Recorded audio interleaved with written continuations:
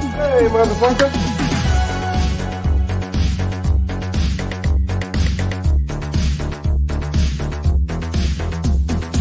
Why don't you put her in charge? Better just start dealing with it, Hudson. Deal with it because we need you and I'm sick of your bullshit.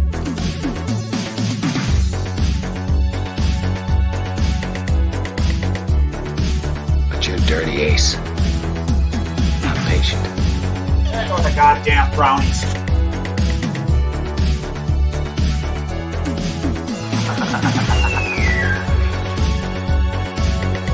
You're starting to move on.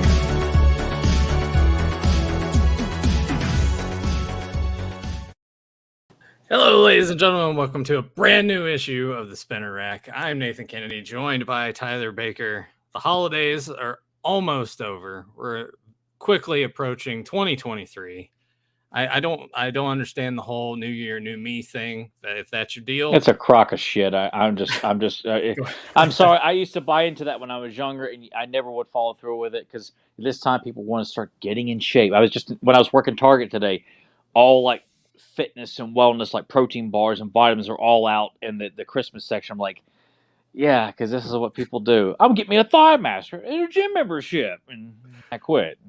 yeah. Hey, some people stick with it. If you don't, you know what? At least you tried. I get why Tyler gets really annoyed by it. But hey, man, another year, it's probably going to be the same as the years past, unless something drastic happens, like how we had the pandemic, or maybe there'll be nuclear war. Who knows what's going to happen? That's the beauty of it. Maybe I'll start supporting Origins and Masterverse, and maybe Yeah, monkeys hey. will fly out of my butt. Cats and dogs Living together. Mass hysteria. Apologies once again. I mean, the people that catch us live, they should be used to this by now, that we spend a vast majority of the time catching up. We lose track of time. I'm not going to give away the location of this place, but I was telling Tyler about this shop I went into today that it was just so overwhelming that I didn't even buy anything because it's so much stuff. And I know it's like, I think the next time I need to go is when the tax return money comes in. And I'll just take that and blow it all in the store, because you could easily spend thousands of dollars. And it was amazing. And I've hyped it up enough, but I know it's going to live up to the hype when Tyler goes. Oh no! What he told me was that my heart was starting to like beat, like I just drank a really intense energy pre-workout, because like, oh my god, like I've already got to spend like $500 of my tax return on a on a family beach trips, but I think with what you just said, like whatever I got left over, I got to jump in the car and get my ass there and pull the trigger on a nice big healthy purchase. I'm like, where am I going to put it?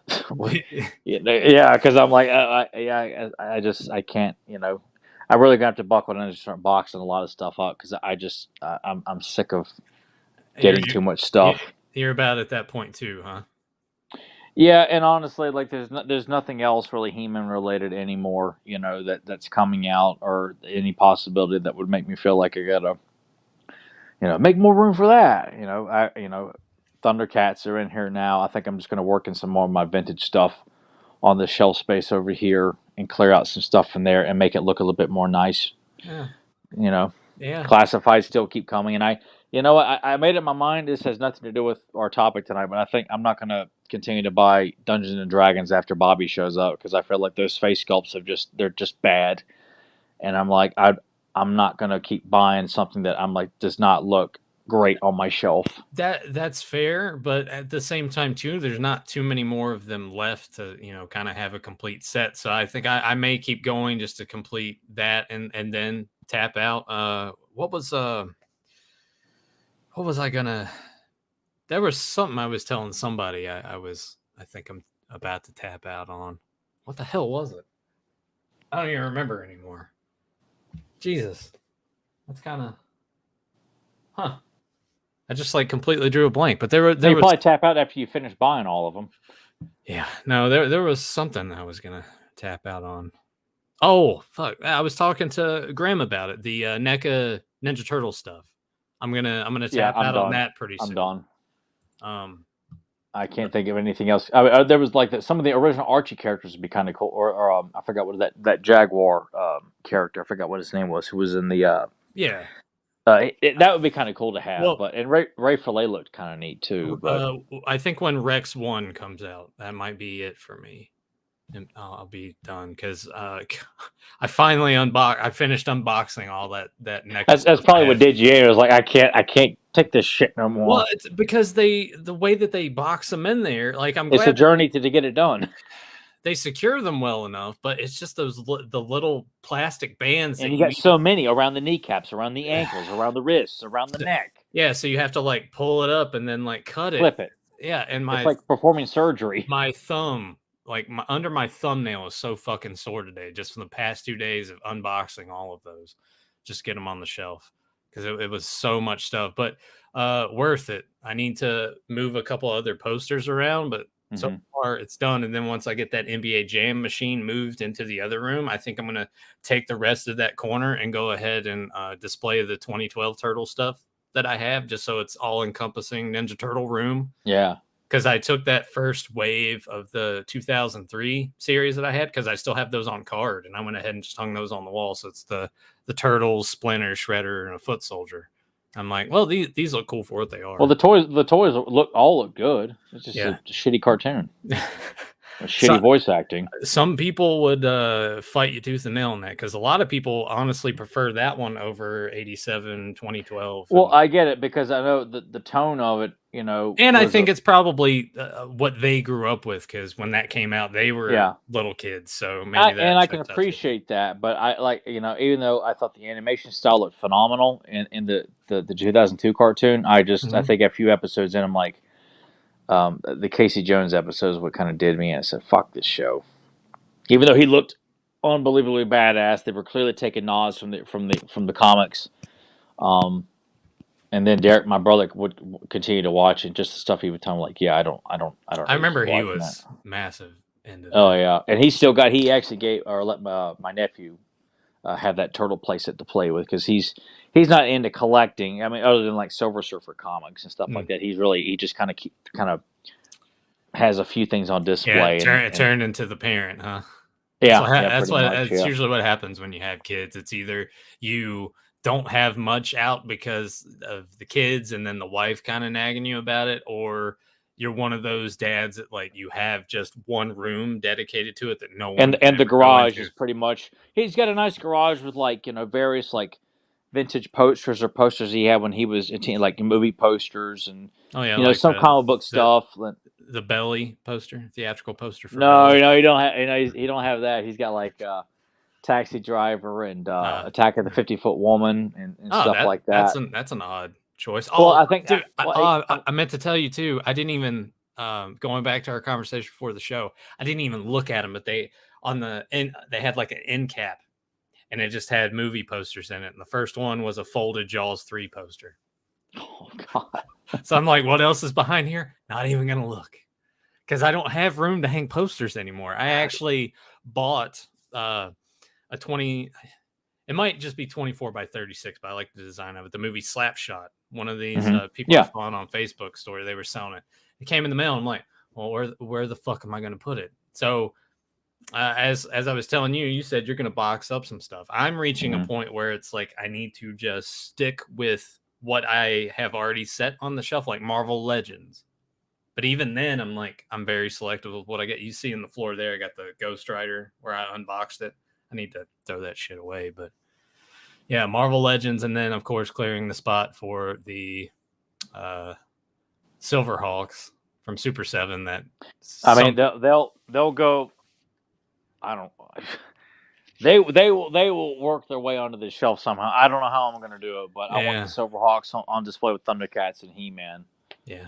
I'll figure out a way. I guess we're on the opposite end of the spectrum, because a lot of people are pissed off about how those are going to turn out. And I'm like, well, it's one of those cases for me anyway, where it's like, for now, this is the only way, unless some other company ends up wanting to produce them in a 6-inch scale. Outside of the increased delay, which financially was no problem for me. Yeah. But I'm more relaxed about like knowing full well Super 7 never delivers anything on time, at least none of the good stuff. Yeah. all their little trinket, And cheap they bullshit. they don't really sell out. So even then, you don't have to. You could wait. There's no pressure to buy because Yeah, there's all no the pressure to buy. Thundercats and Turtle stuff is still available on Big Bad. Yeah. Nothing sells out. Yeah, and then even on Amazon, the turtle stuff will be Yeah. there and it'd be cheaper sometimes. So it's best just to wait in that regard. It really is because I guess I didn't stop to think about it even regarding Silverhawks, but I'm going to buy them. Like Yeah, there's no same. negotiation. Yeah. I will buy all of them. So and same with them with Thundercats unless it's like like Mandora the Evil Chaser, because she sucks balls. Yeah, but hey, I do feel like we're starting to reach a finish line on a lot of the stuff we've been collecting over the years. Like G.I. Joe Classifieds, I feel like, yeah, that can go a little bit longer, but I'm like, I don't think it's. I think we're reaching the light of the end. Well, of the tunnel I with mean, some of this also, stuff. I mean, it could go on for years if they really wanted it to, and just do all the variants, all the vintage characters, the variants of those characters, updates of those characters. Yeah. But I'm also like, I'm not going to buy, Tiger Force and Yeah. Sergeant Slaughter's Marauders. I'm going to buy, Yeah. be very choosy with original characters. Oh, I'm not going to speaking buy of which, that store had Slaughter's Marauders, the 3-pack. Oh, the Renegades? Or the Renegades, my bad. Yeah. Men on card. I saw that once at Hills in like the late 80s. That and the Cobra Law 3-pack. Yeah. God, I got to go back to the store. Oh God, I did see those at that Hero Con in Charlotte. Some guy had them both in a glass case for like $200 a piece. And it was just cool to see them in person since I hadn't seen them since Hills in 1988. I think. Yeah. But God. Oh man, yeah, with classifieds too.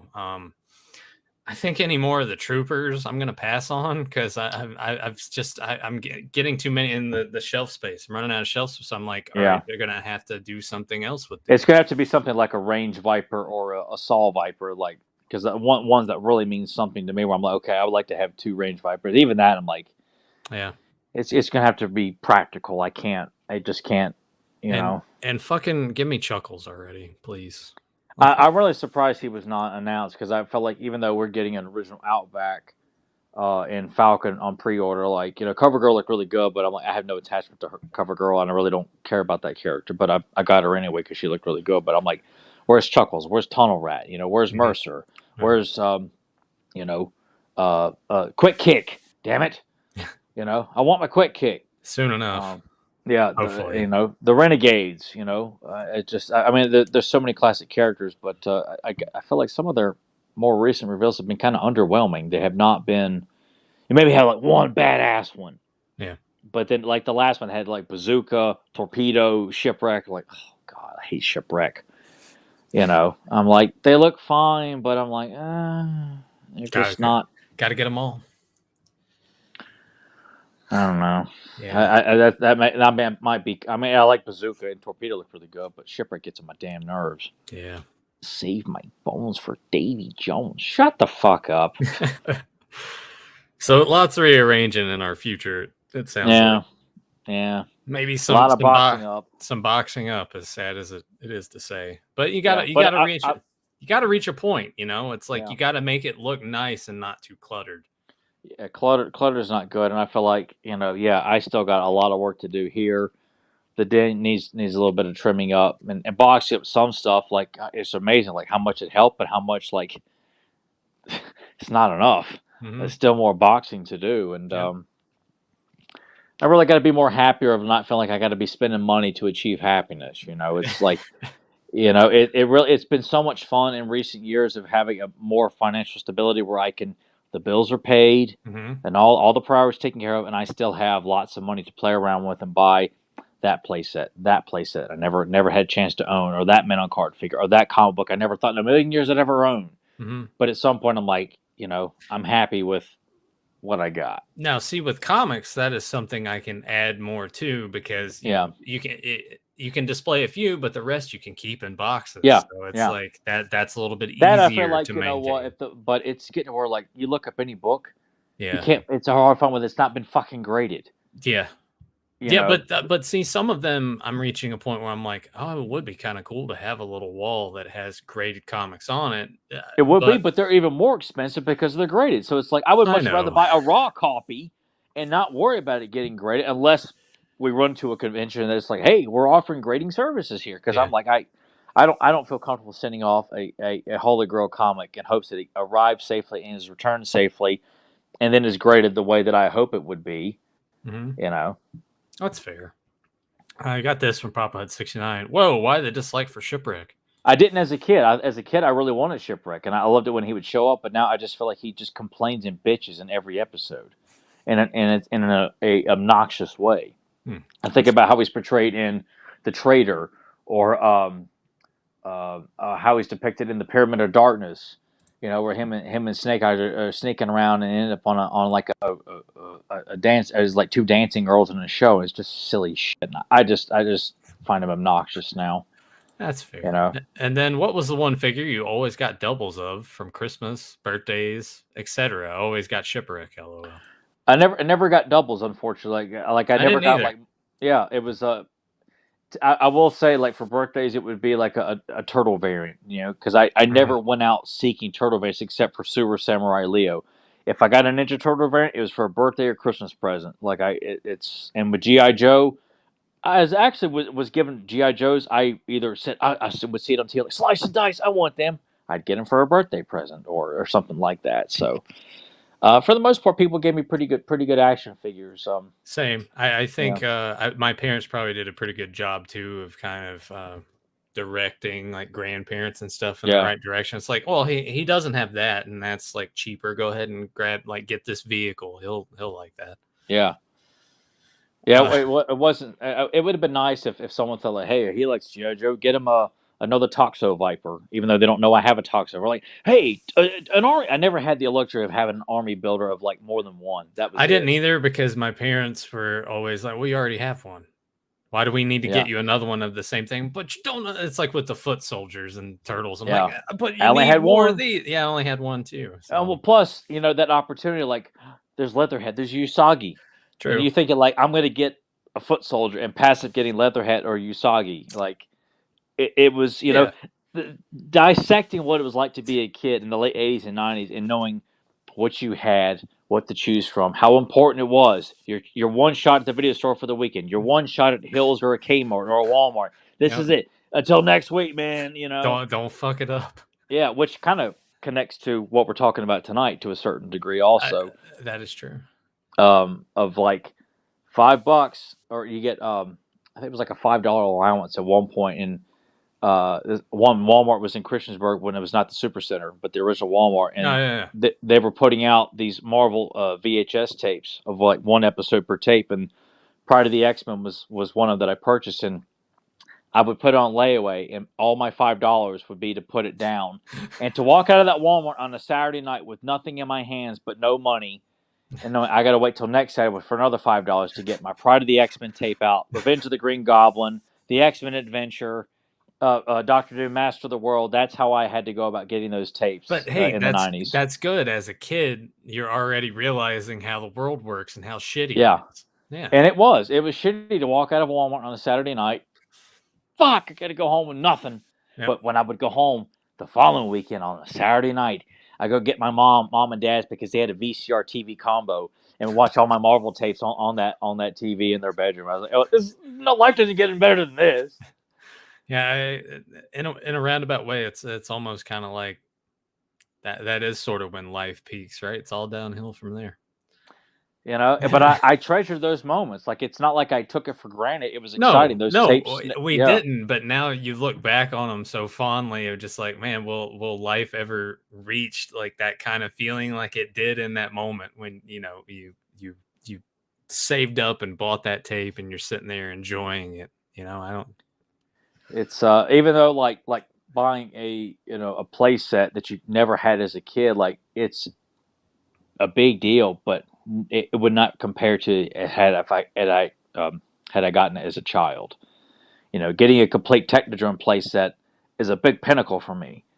But like to have had it as a kid, it was like but I'm so proud of it, along with the Mom Rob play set and some other stuff. That Tyler. I got two Technodromes. All right, one of them's got the box with it. All right, so yeah. Well, you can just eat my ass too. So this from Papa Hud's Is that a twisted tea? Actually, no. It's a Ghost energy drink. The Swedish. Yeah, highly recommend those. Swedish fish flavor. This is Emily's. I usually get the blue raspberry Sour Patch Kids one. So I highly recommend okay. Rain, not just because Coke sells it, but I use it for workouts. And then C4s are really good. Like the frozen bombsicle flavor is out of this world. It's so damn good.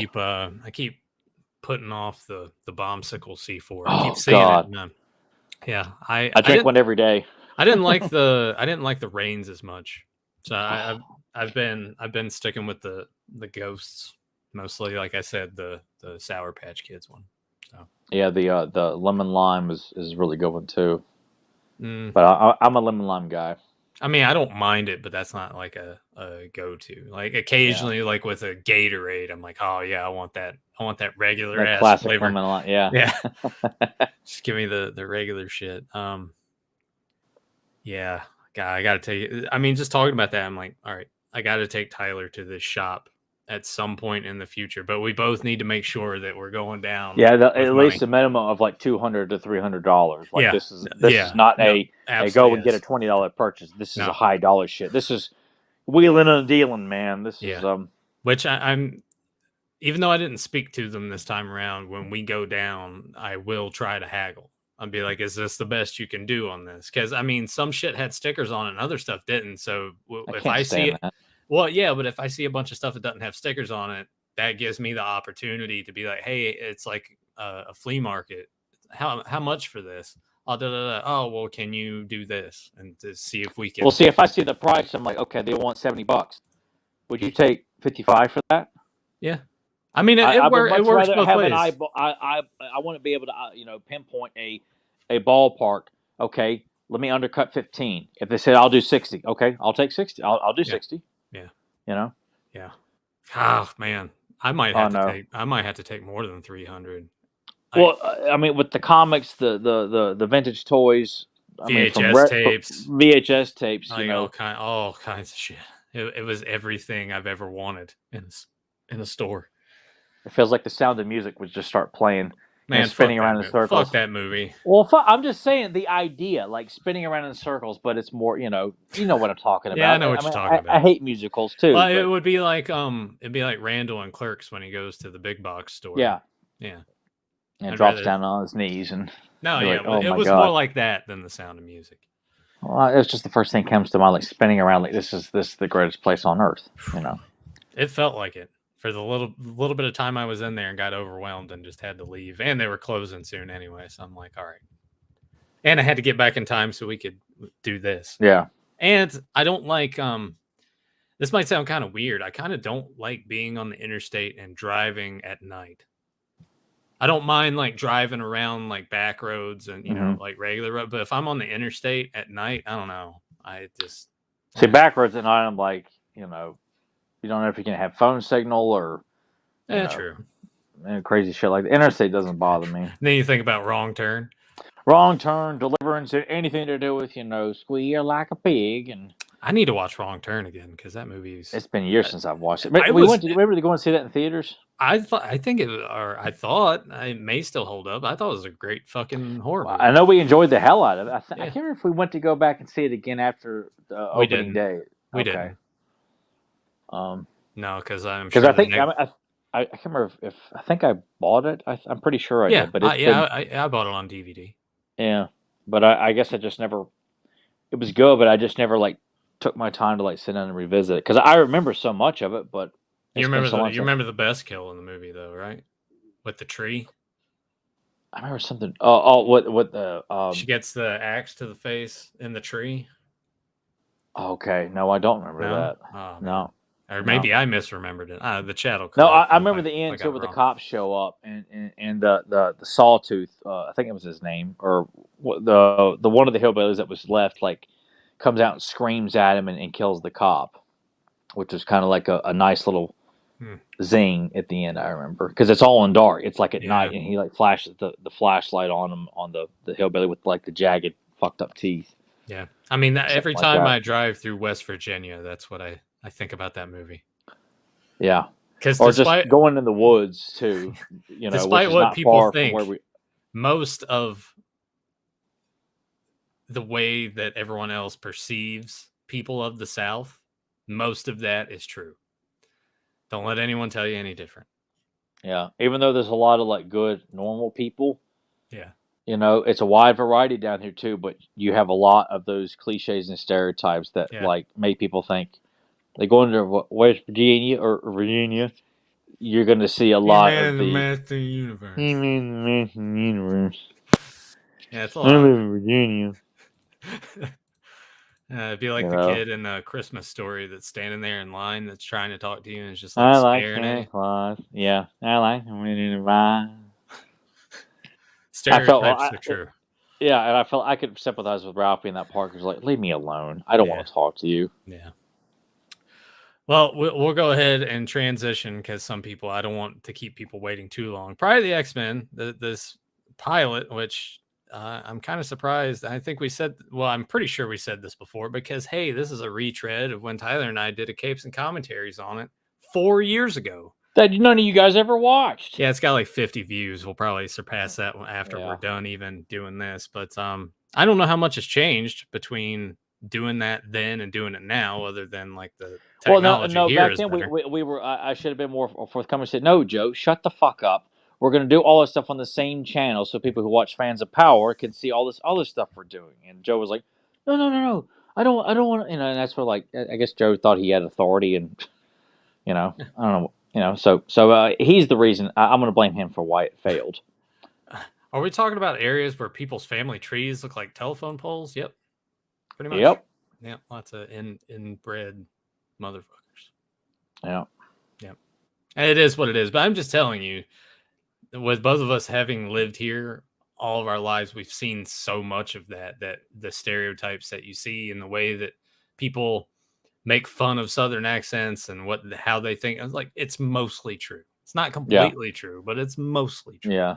They do exist, but to say everything in the South is what you see in a movie, like that's not true. But I mean, this amazing toy store is only like an hour away, and I'm like, yeah, and you're like, how is that in this random ass place? Yeah. It's so good. Yeah. But prior to the X-Men, I'm actually going to do this because Grim suggested it. So what we're going to do is we're going to have this up. I need to actually bring that back because I was testing the audio with Tyler, and we'll see how this goes. We'll be watching it the way I watched it. This is a VHS transfer. Yeah. Which Grim was saying there is an uncut version of this, which him and I were talking about that, and you and I will talk after the show a little more about it. Deucin, why didn't you tell me about this? You know damn well how much I love Pryde of the X-Men, all these old Marvel cards. Why didn't you come to me also? Well, we'll talk about it after the show, but the volume on this will be a little bit lower, so you'll be able to hear it a little bit. But we got to talk over it. We have to talk over it. So I'm going to start this now. Or Tyler, you can give me the countdown, and I can click play, and we'll go from there. All right, 3, 2, 1, action! Cue up your VHS here, people. This is awesome. Oh man, the tape broke. Oh.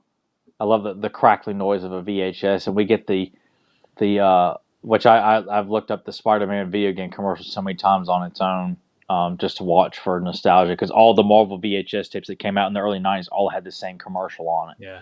And I never got tired of the commercial, like ever. Like I would watch as many tapes as I had. That commercial was on all of them. Yeah.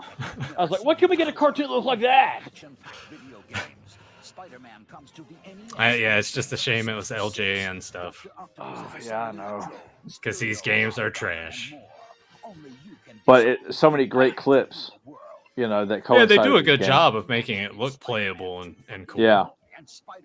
And using all these awesome clips from the animated series to coincide with all this. Carnage. Maybe we should put ourselves like that. So everyone, well, I don't know. Do you like it? Prefer? I don't know. Kind of like it more like that. But. That's fine. I mean, we're here to celebrate the show, not ourselves. So.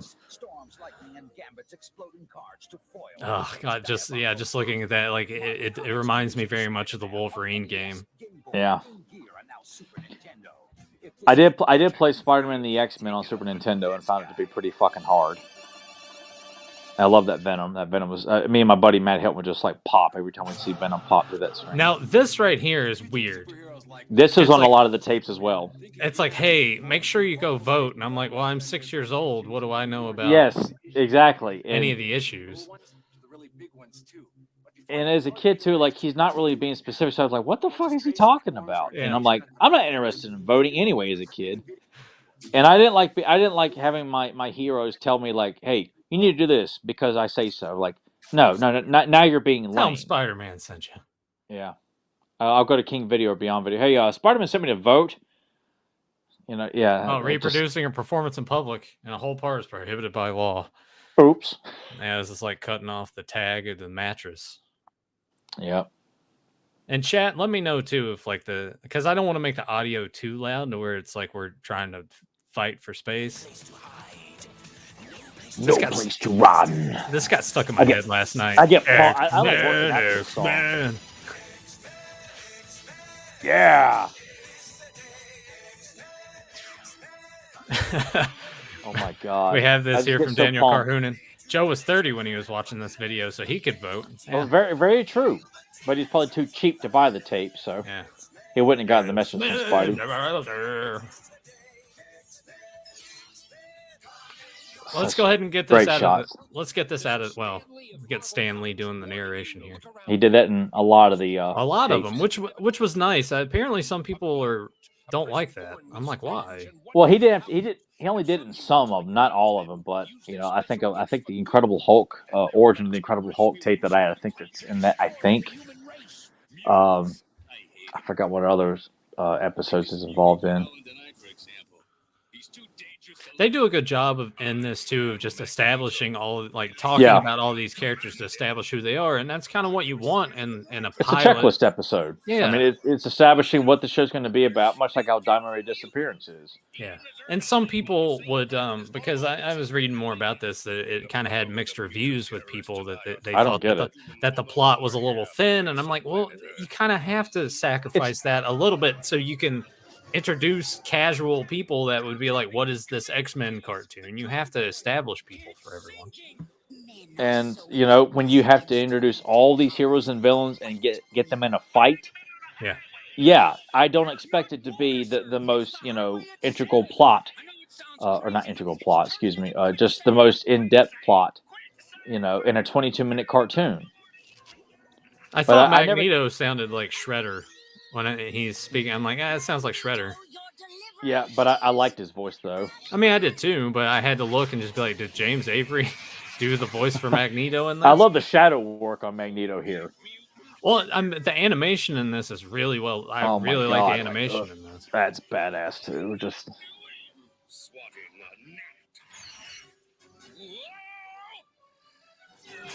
Colonel Chaffee! Colonel Chaffee! Colonel, are you all right, sir?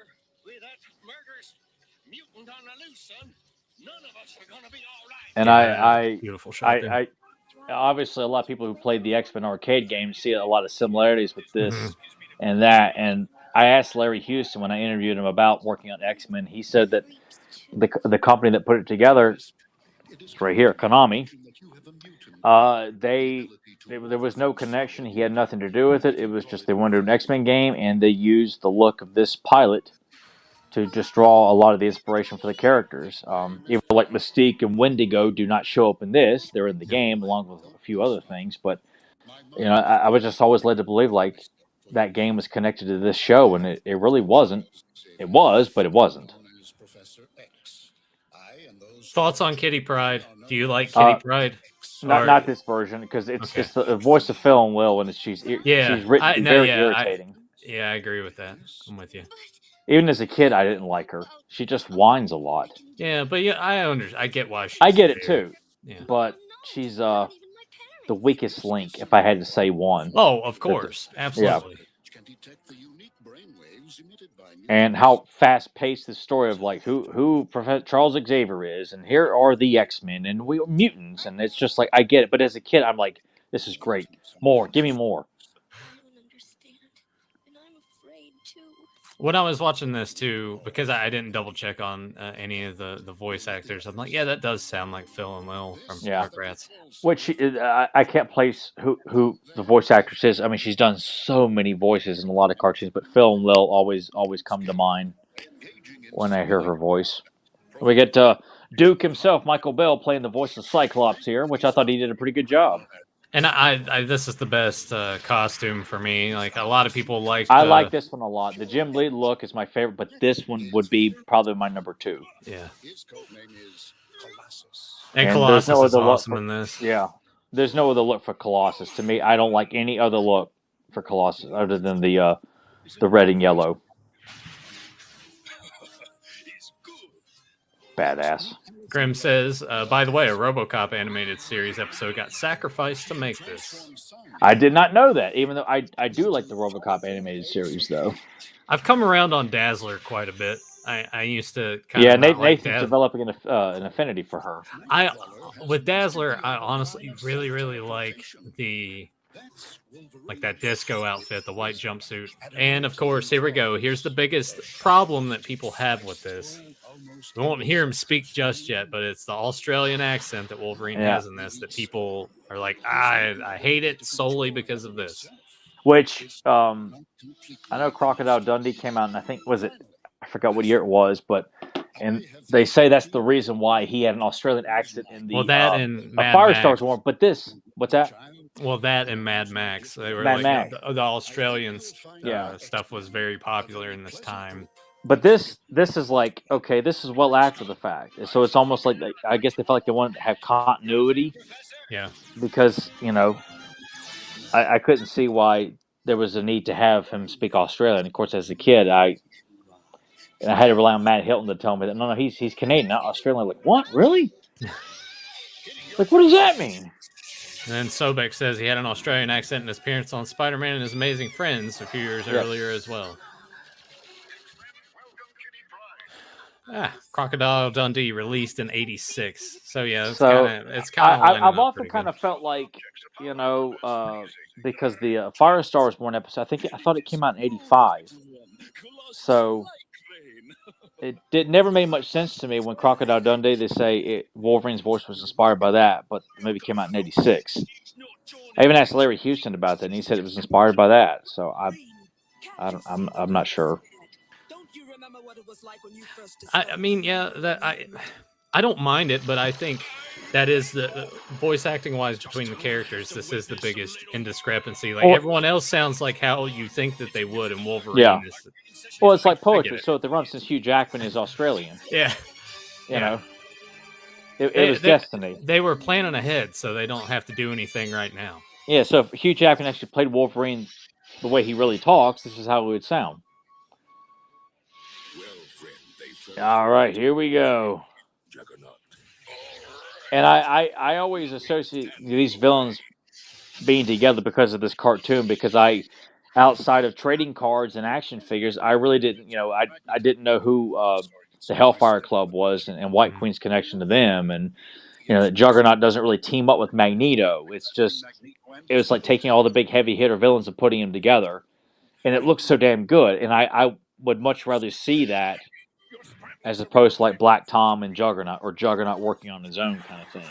Yeah, and it's cool that you get the connection with Xavier and Juggernaut as well. They briefly mention it, which I'm sure we would explore in further episodes. Which we do in the eventual animated series. But it just,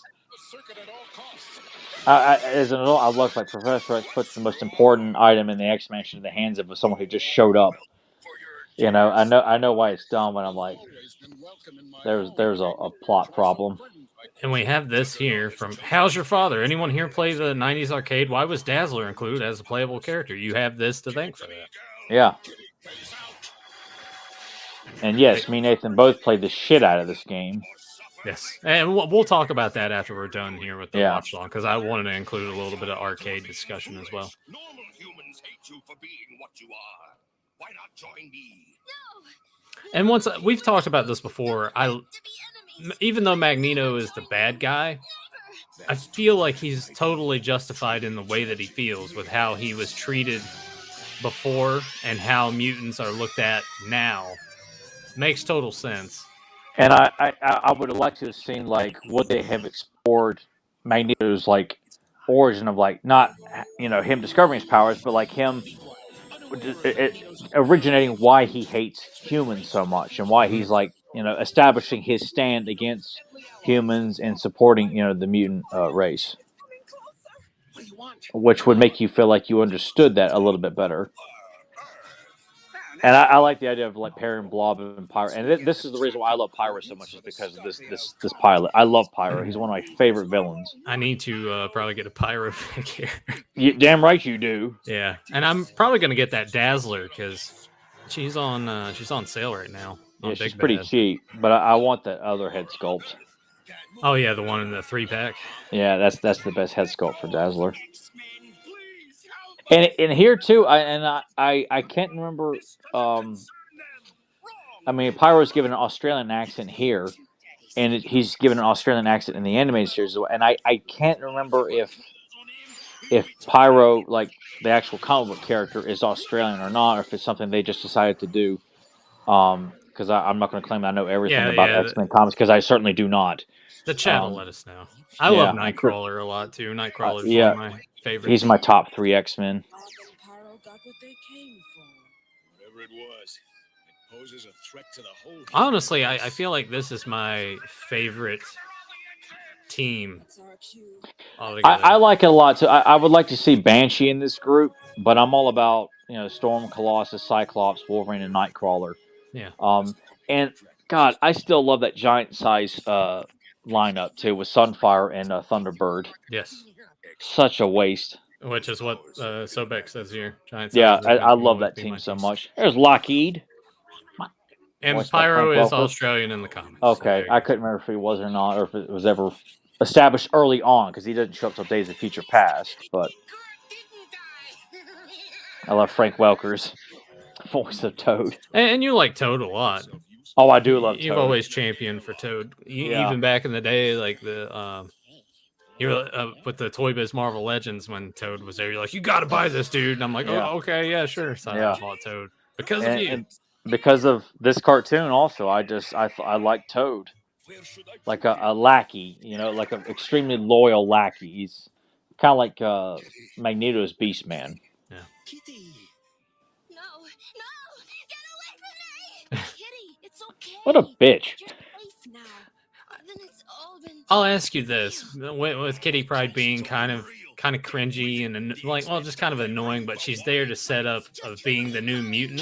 She's there to like how Jubilee was in the end in the. Well, I was gonna ask if you could take another character and put them in Kitty Pryde's place to be sort of the new mutant to be shown. Who would you choose? Who do you think would be a better fit? I don't mind Kitty Pryde because she was kind of like the newer member of the X-Men in the 80s. Yeah, it's just how she's portrayed, And I just don't like her visual in this, like with her. I just it's just kind of a weak look, even though she has like Shadowcat, Sprite, Kitty Pryde, she's got like 3 different names, and she's given she shows up in the X-Men adventure in the Spider-Man and His Amazing Friends, but she's under the name Sprite, and you kind of get the idea that her and Colossus might be kind of an item briefly in that, which is out of the comics as well. And Grim says, well, she's also a teenager. Yeah, I understand that. I was more asking Tyler if he had his pick, like, would he choose another character to be in this position? I guess just because, there's only been a handful of prominent teenage characters in the X-Men, whereas everyone else feels like they're a bit older. Yeah. And Jubilee and Kitty Pryde seem to be kind of the more prominent teens. Except when like the very first appearance of the X-Men, you kind of get an idea that maybe Iceman, Bobby Drake, is like the younger of the group. Magneto. He's changed the course of the comet Scorpio directly towards Earth. Yeah, go Magneto. Yeah. And I used to wonder too what Sabretooth would have been like. What would Apocalypse have looked like? What would Wendigo? I mean, the video game shows that, but yeah. Just or seeing, more and more, like, would we explore Wolverine's time in Japan? You know, there's so much stuff that this series, like seeing the X-Men portrayed in this style. I would have absolute faith that Larry and his colleagues at the time would have put together one badass animated series if it had been picked up. It's kind of crazy to think about that only a few more years would pass and then they would have like a full The definitive X-Men, yeah. It's just, I think it's just bad timing or unfortunate timing. Just when they put this together and it just, nothing was going forward. And the so it worked out animation for the is best. so I can't stress this enough, and everyone can see like just how good the animation is. Yeah, it's awesome. It's a good blending of styles. You can come out now. I mean, you could easily say it's probably like looks the best of a lot of the Marvel animated series. Yeah. Even though Spider-Man's my favorite, the solo Spider-Man series. But I think this could have easily have been the best of the best. I mean, because these guys did Dino Riders. Did you call Sunfire Sunflower? I don't know. I wasn't paying attention to that. Oh yeah, a little bit of. They had to adjust the tracking on the tape. Here we go. This is always my favorite part. Running the gauntlet here. The X-Men. Stop them. How many Frank times would Welker's you say laugh. you've watched this? A lot. Not including childhood. As an adult, I've watched this a lot. It's visual one of my look favorite of shots, Pyro. Yeah. I used to get so excited, like me and Matt Hilton watching this, like on a Saturday night, watching this whole sequence of everyone breaking off and having individual fights. Yeah. Yeah. Yeah, Dingo. It's just so cool. Like, that fight could have kept going on a lot longer. And then Wolverine just stays behind. But this was the pinnacle. Here we go. Welcoming committee. It's a good shot of Juggernaut, too. Damn right it is. Yeah, that's a good way to do that. Shoot from the dick up, so you're just looking at him. See how imposing he is. Yeah. My dick's just big. Who is going to stop us? Me, Juggernaut. Yeah. Gentlemen, welcome. Kind of foreshadowing here, these two would end up boning each other in the future. This is where you'll stop. Nothing moves the blob. I love the Blob. The Blob. Isn't that the same line of dialogue he uses in the arcade? Yeah. When he Nothing first moves shows up. the Blob in the arcade game. Yeah. Fascinating, isn't it? Earth shall be destroyed in precisely 3 minutes. Yeah, mainly I just love how he's animated here. The shadowing, like around his eyes, because of the helmet. Farewell, X-Man. You don't.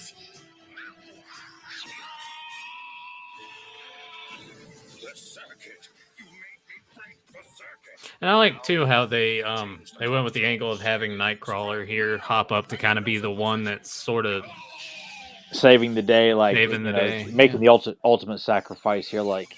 Your own body is recharging the circuit. Now we can use Magneto's own power to change the comet's course. You blundering juvenile. Do you have any idea what you've done? And I like how Magneto's got the little kind of horn on his helmet. Like, that's like a very old school classic look. Because a lot of times Magneto doesn't have like the little horn piece on his helmet. Yeah. That's what I loved about in First Class when Fassbender shows up in the classic Magneto outfit. He's got the horn piece on his helmet. which I think is still the best X-Men live action movie. Yeah, that we got. Days of Future Past is pretty damn good too. I need to watch it. We forget how popular Nightcrawler was in the 80s. No, because he was popular enough to have his own like solo book for a little bit. But Wolverine and Nightcrawler were my favorites, mostly from the arcade game, which we'll talk about. I remember seeing a commercial for this on TV for the pilot, and I was drawn to Wolverine. I thought his name was X-Man for How- some reason. How many times did this air? I Do you don't know? know. I don't know if it was a one time or if it was a couple of times because I think the Marvel Action Universe would kind of, I mean, they would rotate. Even though they played three shows, this was worked into the lineup, and it was probably played maybe a few times, probably, but I couldn't begin to guess. But I would assume more than once if they wanted to change the lineup and not play Dino Riders and play Pride of the X-Men instead or He's RoboCop. dead. Nightcrawler's dead. Can't be dead. You killed him, Kitty. No! I was so mean to him. Now I cannot. Gosh, she's just going for the Oscar with her over the top. Nightcrawlers. What's that? Back there. Nightcrawler, my little Tovarish. You're not dead after Yeah, all. they can't pull I would Optimus Prime on this one. No. But I would have been if not for Kitty Pryde. Thank you. That was the bravest, most unselfish thing I've ever seen in my I like that life. costume on Storm, by the way. I think that's my favorite Storm Yeah, outfit. I like that one a lot. If not that one, the Mohawk outfit. The Mohawk would be in is second. really cool. Yeah. The kid got lucky. The Doubt Maker and And I like the setting of how Lockheed shows up. Because he's a little buddy with Kitty Pryde. Men have won, but only for now.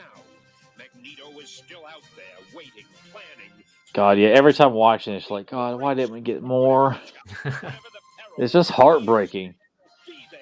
No, because it's a good setup to. And yeah. oh, And I don't think Oh, yeah. Larry looks at this as like a complete missed opportunity. I think he's obviously There he is. Larry Houston, story. There he is. Designer. Yeah. I mean, obviously, with good reason, the '90s series is the superior one, but it's like I can't remember if I even asked him like what did you want to do? What would you have liked to have done with this series? And so I wish we could get to talk with him again more about his time working on Here you go. X-Men. But Here you go. Here's your favorite part. yeah, this is my introduction to Spider-Man. Was that? New World International, baby. Yeah, Get that Roger Corman in on here. Roger Corman there. Yeah. Best Film and Video Corp. It's like some shitty people put this Yeah, out. but God bless them because without them, we wouldn't. I wouldn't have been able to go back and revisit so many of these. Yeah. Because that's how I discovered the solo Spider-Man series. Amazing Friends, I would say on the Marvel Action Universe. Which anyone who's not familiar with that, look it up on YouTube. You can watch the intro for the 80s version. There was like a 90s version too that Larry Houston was a part of as well with the Fantastic Four, Iron Man, and I don't think the Avengers cartoon was a part of that, but it was that was what I would watch in '88 on Saturday mornings. Was the Marvel Action Universe. Where was I going with this statement? I'm just rambling right now. They do what you got to do. But that pilot's fun. I get why people are put off by the Wolverine, the accent, because especially if you go from having watched the later series and coming back to that, it's a little jarring, sure, but it doesn't bother me that much. The animation in it's beautiful, and it's just like a good, simple setup story to. Like you said, where's the rest of it? Because they could have taken the ball and ran with that. We could have seen the Savage Land, the Sauron. I mean, there's so much fun stuff we could have gotten, they could have introduced like Banshee and other Sunfire or Sunflower, excuse me. Yeah, there you go. Or Thunderbird, or since this is the late '80s, we could have gotten, I mean, even other characters like Morlocks could have showed up. I can't remember if Cable's appearance in New Mutants was around this time. He probably could have showed up. If the series had gone on into '89, then Cable probably could have showed up, or who knows. The big what ifs there. Yeah, a lot of that's what makes it so bothersome. It's like, oh my god, like what was Sabretooth? Sabretooth would have had like the classic, like the orange and black outfit probably. Even though I think by this point he'd been set up and it's like Wolverine's. I guess I don't know the years like when the Wolverine series sets up Sabretooth as like a big villain because up at that point he'd shown up in the 80s. Okay, there, so. Yeah. Sabretooth, I think, hadn't been really established as just kind of a random villain, because he'd fought Iron Fist, he'd fought Spider-Man. He kind of showed up in random places and wasn't like a definitive X-Men villain until like Claremont writes him as a guy who's responsible for death in Wolverine's life in the solo series. But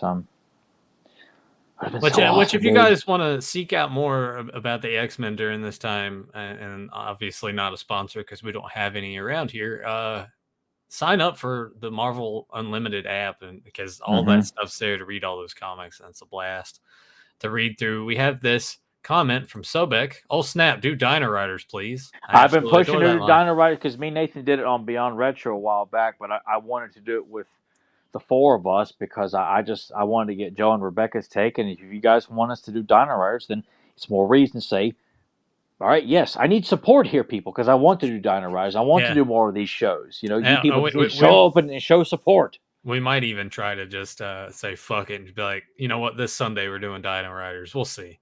Yeah, we'll see. Because we haven't talked about it.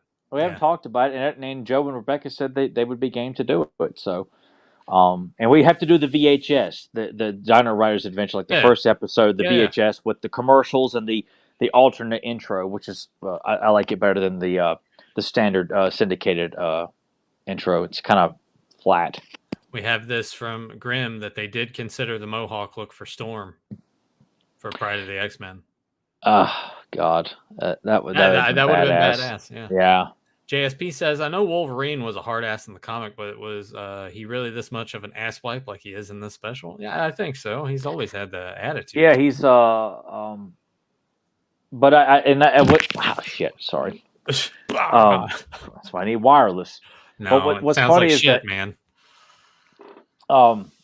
I know like how Nathan's always kind of had it out for Cyclops, and then he reads a bunch of the comics. He's like, you know what, Cyclops is really not a bad dude. Not as bad as I thought he was. Exactly, because everyone likes Wolverine because he's the rebel, because he says, no, fuck you, I'll do what I want. You read the comics, you're like, doesn't quite work. Like, even though Wolverine's my favorite X-Men, of the X-Men, like, it doesn't work to just sit there and say, no, I'm going to do whatever the fuck I want. That kind of thing. Like, that's why Cyclops' character is so interesting, because he's got the burden of being the team leader when you get all these egos and someone like Wolverine who's insisting on, like, no, I'd rather just go gut him and ask questions later. Like, no. It adds a lot more. It makes it more interesting, more dramatic. But Cyclops, I love Cyclops. I don't know why people. It's like Cyclops is strictly there just to piss on, Wolverine's good time. Like, no. Well, it's not I mean, that. a lot of it too for me is it's the whole Raph and Leo dynamic. You know, they're both very similar in that regard. Is like Cyclops is the guy. He's like, I'm the leader.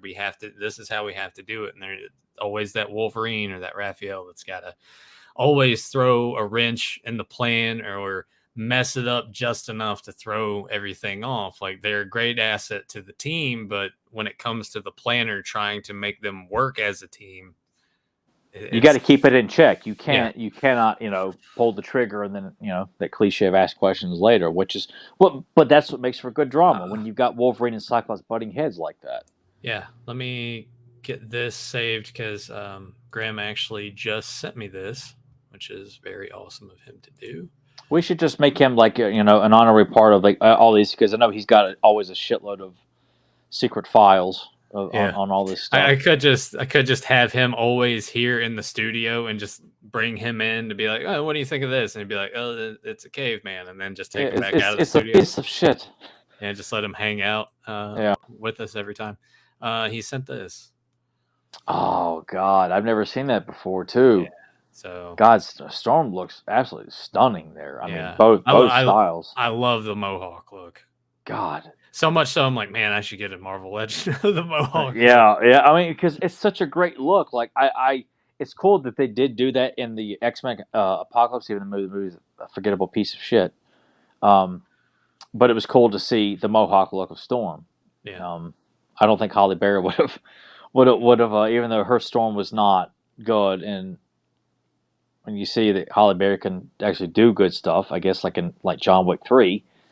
What about Monster when she's getting fucked by Billy Bob Thornton? Billy Bob Thornton. She got an Oscar for it because she got fucked by Sling Blade. Oh man. Here's a question from Sobek. Have you picked up the new Batman Spawn yet? I really enjoyed it. I've heard people saying like it's okay, so maybe I'll swing by one of the local comic book shops and pick up that first issue and give it a read and see what I think. I wasn't aware there was a new crossover miniseries. Yeah. That's because I for the new stuff I'm so out of it because I and Todd McFarlane I think is playing doing a the role interiors in or this. okay. I don't. Someone elaborate what McFarlane's doing in this. I think it's like him and someone else. I think are writing it together. Which maybe? I mean, they did a crossover back in the '90s when Spawn was like at his peak of popularity. Let us know. I'm intrigued. Yeah, if it's out right now, I guess I could always like walk down to the comic shop after my workout tomorrow and see if they got a copy. No, yeah, it's out now. But if the artwork, I mean, can't imagine the artwork being bad. But if it's just like another, I feel like a lot of modern comics don't deliver very good stories, which is why I don't stick with them. And plus, the artwork tends to be cheap. Did you start that Brubaker run on Daredevil? Yep, I haven't yet. I was actually going back and reading some of his Captain America stuff just for fun. Is that good? Because I know that's where a lot of people kind of pinpoint with him. Like the artwork in it. There's like a random issue here and there that has like shitty artwork, but the story's still written by Brubaker and it's very good. Yeah. I mean, but it's a lot of fun, and just reading some other, older Cap stuff with Red Skull, or just going and reading random Daredevil here, or I'm in the mood to go back and reread Frank Miller's Wolverine, or Claremont and Frank Miller's Wolverine, excuse me, just random stuff like that. You just like the mood strikes you to like, I want to read this right now. I'm going to go back into this, So here's what Sobek says: it's a one shot written and inked by McFarlane and pencils by. Okay, a one shot. Yeah. Okay, I'll check it out and see if it's good. And if you get it too, maybe we can like briefly talk about it on something at some point. Yeah, I'll have to look up because if I need to see it. Well, if they're working on their artwork, it's got to be pretty good. Yeah. I'll look it up. Fedmon, Nathan or Tyler, do you think you could pull off a mohawk? Me? No, not me. Hey, I think my skull is too oddly shaped for that. I don't. Plus, I have wavy hair, and I think wavy-haired mohawk that probably wouldn't look that good. I remember I did do a frohawk, when that was. Oh God! Oh, yeah, I did do that. I forgot about that. You know what? You know what I actually watched, because it's privatized on YouTube, and it's on my other account. But I watched it. Maybe after the show, you and I can watch it, because I do. This was when I got that. Is this what I think it is? When I got the Xbox 360 and you beat the Dead or Alive. Oh, I knew that's what it was. Yeah.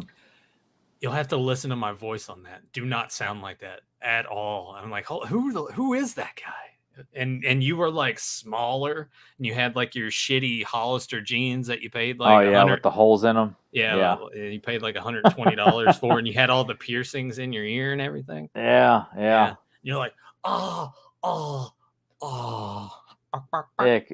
Yeah, I don't know why. I was making fun of a noise in the game. Oh yeah, like a chicken noise. But if anyone else has got a few more questions, we'll take a few and then we'll peace out of here. Wrap it up. Yeah. I'm glad to hear support for Dino Riders. We need pictures, please. Maybe. No, you're not getting any of that shit. Maybe I'll screenshot something. I'm fine with that. I'm not ashamed of how I looked back then. With all the piercings and the frohawk, I was just trying to. Be Hollister different. jeans, Tyler, no way. Dude. Yeah. I was buying $80 button-up shirt. Hollister this was his store. Like anytime we went to this specific mall that had Hollister, he's like, I gotta go in there, and he would go and spend like hundreds of dollars and walk out of there with like 2 pairs of pants and like 3 shirts. Yeah. And I would call him an idiot for it. I'm like, you're spending so much money on these clothes, and look at it now. Like, you can't even fit into any of that shit. So what a waste of money. No. What a waste. But yeah, he was all over that. I mean, the cologne that they sold there was good. I bought like a bottle of that cologne that they had because that smelled good. Yeah. But back then it was we didn't have, the toy purchases were minimal.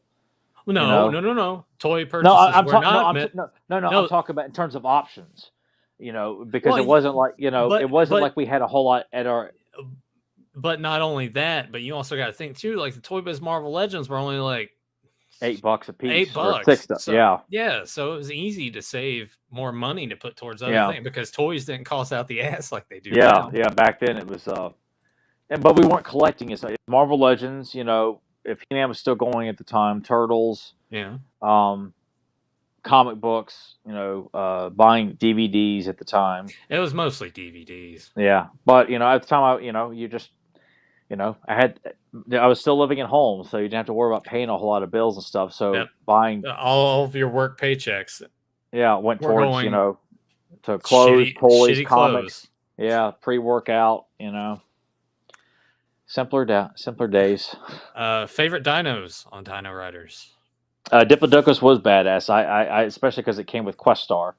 Because I wanted a Questar and Cruellus figure so bad. I didn't care who they came with, but that Tyrannosaurus Rex, that was pretty badass because it's the color scheme of the T-Rex looked amazing. But I think Diplodocus would probably be the coolest because of the pod that opens up on the side with Dino Rays. Then you got the pod on the front with that controls. Mattel, if you're listening, just re-release that shit, please. Yeah, because you clearly can't do anything new and not fuck it up. But not too many people bought a ton or have any that are mostly complete. Just you got the molds, re-release them. Yeah, let's get do that. And do that because there's other toy lines out there right now. I just saw one at Target a couple of weeks ago. Oh yeah, that are mimicking that. Yeah, and there's even because it's a good idea. It is. That's a brilliant idea. They even do one for little kids, riding dinosaurs like they're cowboys almost, like little kids on a dinosaur ranch, but they're dino riders, kind of thing. No weapons or anything, because my littlest nephew got some from Santa Claus. But I'm I don't know why they're ignoring the Dino Riders property other than putting out those little rubber, solid color figures. The box art on that was awesome. It was awesome. Yeah, it was basically just to get it for the box. Yeah, but my nephew really liked those. My brother tried to show him the Dino Riders cartoon, and I guess, it's I don't know if his attention span just only goes but so far. He'll sit and watch He-Man cartoons with me, but Derek even couldn't get him to sit down and watch He-Man cartoons. I don't know, being at home. It's his attention. Maybe it's just me. He will sit down and watch an episode quietly. Well, it's probably because you show more enthusiasm towards it too. Maybe it gets him really excited, and he just feeds off of that. Yeah. Fedmon asked, "Do you think they could have pulled off the Sentinels with this X-Men series?" Absolutely. Yes. I can already envision just the shadow work on them. They even cameo in the Firestar is Born episode when it shows Firestar and the X-Men fighting a Sentinel. Which I need to rewatch and not take a big old dookie on it like I did before. Yeah. I don't know what probably just wrong mindset, maybe hungover. I don't know. I'll go back. I think you thought you were just better than a lot of that stuff. No. I'm so bad. I'm so better than this Firestar is Born. Sobek has this to say: I bought all those X-Force toys. So crappy in hindsight. Why do you say that? What's wrong with X-Force? Yeah. I like the original look of I guess I don't know X-Force, even though I didn't read the comics a whole lot, but I was familiar with the mythology and the characters, and back then when everything had an X from X Factor, X-Force, the X-Men, Wolverine's world, it was so cool. Cable, Cannonball, you got Kane, you got Deadpool, Gideon, and Sunspot and Warpath. Feral, Wolfsbane, Havoc, Polaris. I'm just jumping from X Factor and X Force, but it was just they all looked amazing, and those toys back then they were. Oh, he says the comics were awesome. The toys not so much. Well, the comics look phenomenal too because of how they were drawn. The stories are they were okay.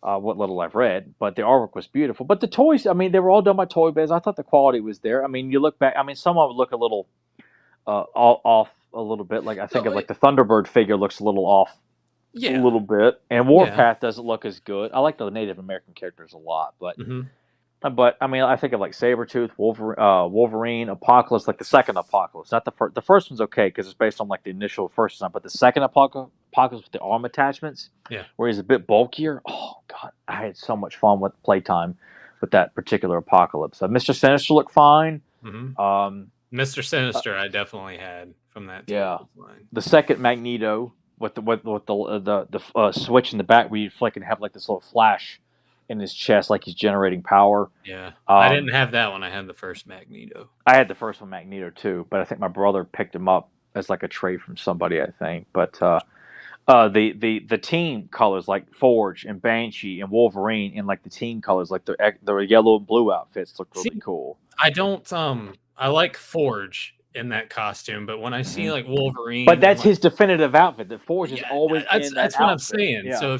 when I see Wolverine or I see Gambit in that outfit, it just doesn't look right to me. I mean, I get that, and it's cool when I see him show up in those outfits, but they have such distinct original outfits. Mm-hmm. It's almost like it's a fun change up to see them all in like one uniform. Yeah, maybe like a one-shot thing. Yeah. But after that, no. I mean, to not see Wolverine in the yellow and blue or the maroon and gold, and Gambit in the trench coat with the pink and the sky blue. I mean, it's like Psylocke. So if Psylocke's not wearing her very skimpy, like, well, sometimes with the shadowed blue look, you kind of feel like, oh, that's not Psylocke. That is her look. Archangel, it's always about the blue and pink with the steel wings. Like anything else, like even though Angel's okay, like I'm sorry, Archangel.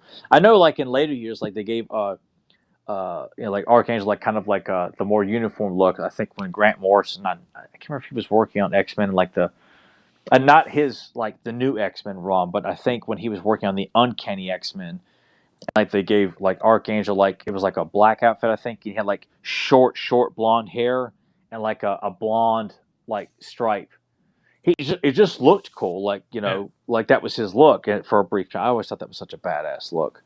I remember it was like the particular issue where Wolverine and Jean Grey are kissing on the cover, and I was reading X-Men at that point for a little bit, and that Archangel had that particular look. I think Chamber, he was like part of Generation X. I think there you go, Generation X. That was another like. Which I remember watching the TV movie and that and thinking like, I'm not into this shit. I just think of the shitty backyard wrestling stable called GX. Oh, GX. Yeah. Even those characters like Skin, Mondo, I wasn't into like the younger group. And then you have like X-Men 2099. Mm-hmm. God, they did 2099 with like everybody, right? Because there was a Punisher book. There was a Punisher, Dr. Spider-Man, of course. Spider-Man, Hulk. I couldn't quite get into it. I thought Spider-Man looked really cool, but I never actually because as a kid I wasn't reading as much. I was looking at the pictures, and that's how I was. I wasn't into reading. I get you. I get it. I was kind of the same way, reading. Well, not reading comic back in the day, but that was kind of the beauty of it. Is even the pictures told the story. The pictures told the story. You didn't necessarily even have to know how to read, which I'm thinking like the peak comic years. Dad was collecting and we would go out all the time buying comics. I was 6. So I was just now starting to like really begin to read, but comic books were a great way of getting the idea, but the picture would tell you what was going on. I was more interested just looking at the artwork and the pictures and like reading was like, that's boring to me. I don't, but when I would start reading, I would read like, the Spider-Man classics, which were like reprints of like the first like 16, 17 of Amazing Spider-Man, and trying to pronounce the word puny and saying punny. When Flash Thompson's calling, hey, it's Puny Parker, like Punny Parker. What does that mean? Because I'd never heard the word puny before. Yeah. So that makes sense. But that was some of my earliest memories of actually reading comic books and not just like looking at the pictures like, oh man. Here is from Johnny Cock. Can you imagine your new Master Universe pitch you did 2 weeks ago, written by Tyler and drawn by Michael Turner if he was still around? God, I love Michael Turner's artwork so damn good. He was one of the best artists of all time, and he was taken from us way too soon. Just to shake that man's hand and say, I love your fucking artwork, but to have him illustrate my idea of God, it would be an absolute honor. I mean, because he draws women like nobody. Like nobody draws women like Michael Turner, man. I mean, his time on Superman, Batman. God, that was amazing. Or just seeing him draw women in general, like he just. But I appreciate you saying that. That'd have been awesome. So I take it Johnny enjoyed my ideas from a couple of weeks ago. I think a lot of people enjoyed your ideas on that.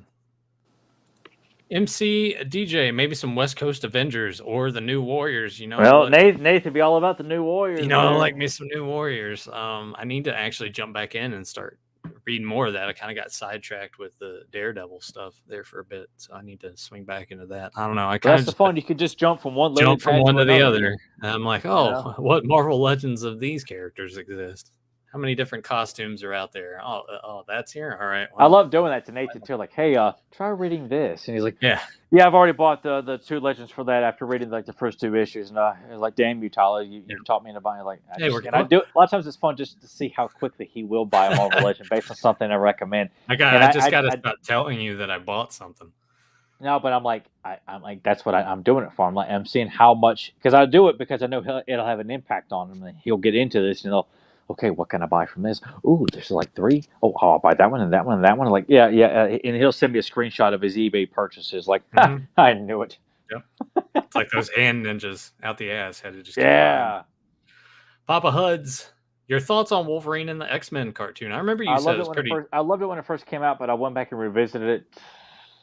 I don't know, 3-4 years ago. Animation looks good, but I did not enjoy it as much as I did when it first aired, because I remember watching a few episodes when it aired and then buying the whole like season on DVD and binge watching it, and I find it I found it to be a bit. It's by no means a bad series. It just did not. It's like it's better than X-Men Evolution, and I only watched that sparingly. I didn't like the redesigns where everyone's really teened down, except Wolverine. And I'm just like, I'm sick of everything being teenage like. Like, it's oversaturated. We don't need everyone to be teenagers for me to be able to relate to these characters. Yeah, it works with Spider-Man, but if you're trying to do it with X-Men, maybe not so much. No. It's plus it's assuming that everybody wants. I want to be the teenage character because I want to be the badass on the show. That's who I relate to because he's cool. He's running the show. He gets the girl. He gets to kick ass. Why would I want to be the guy who's dealing with pimple issues or something like that? Just be, I'm 16 too. I got a pimple in the back of my head.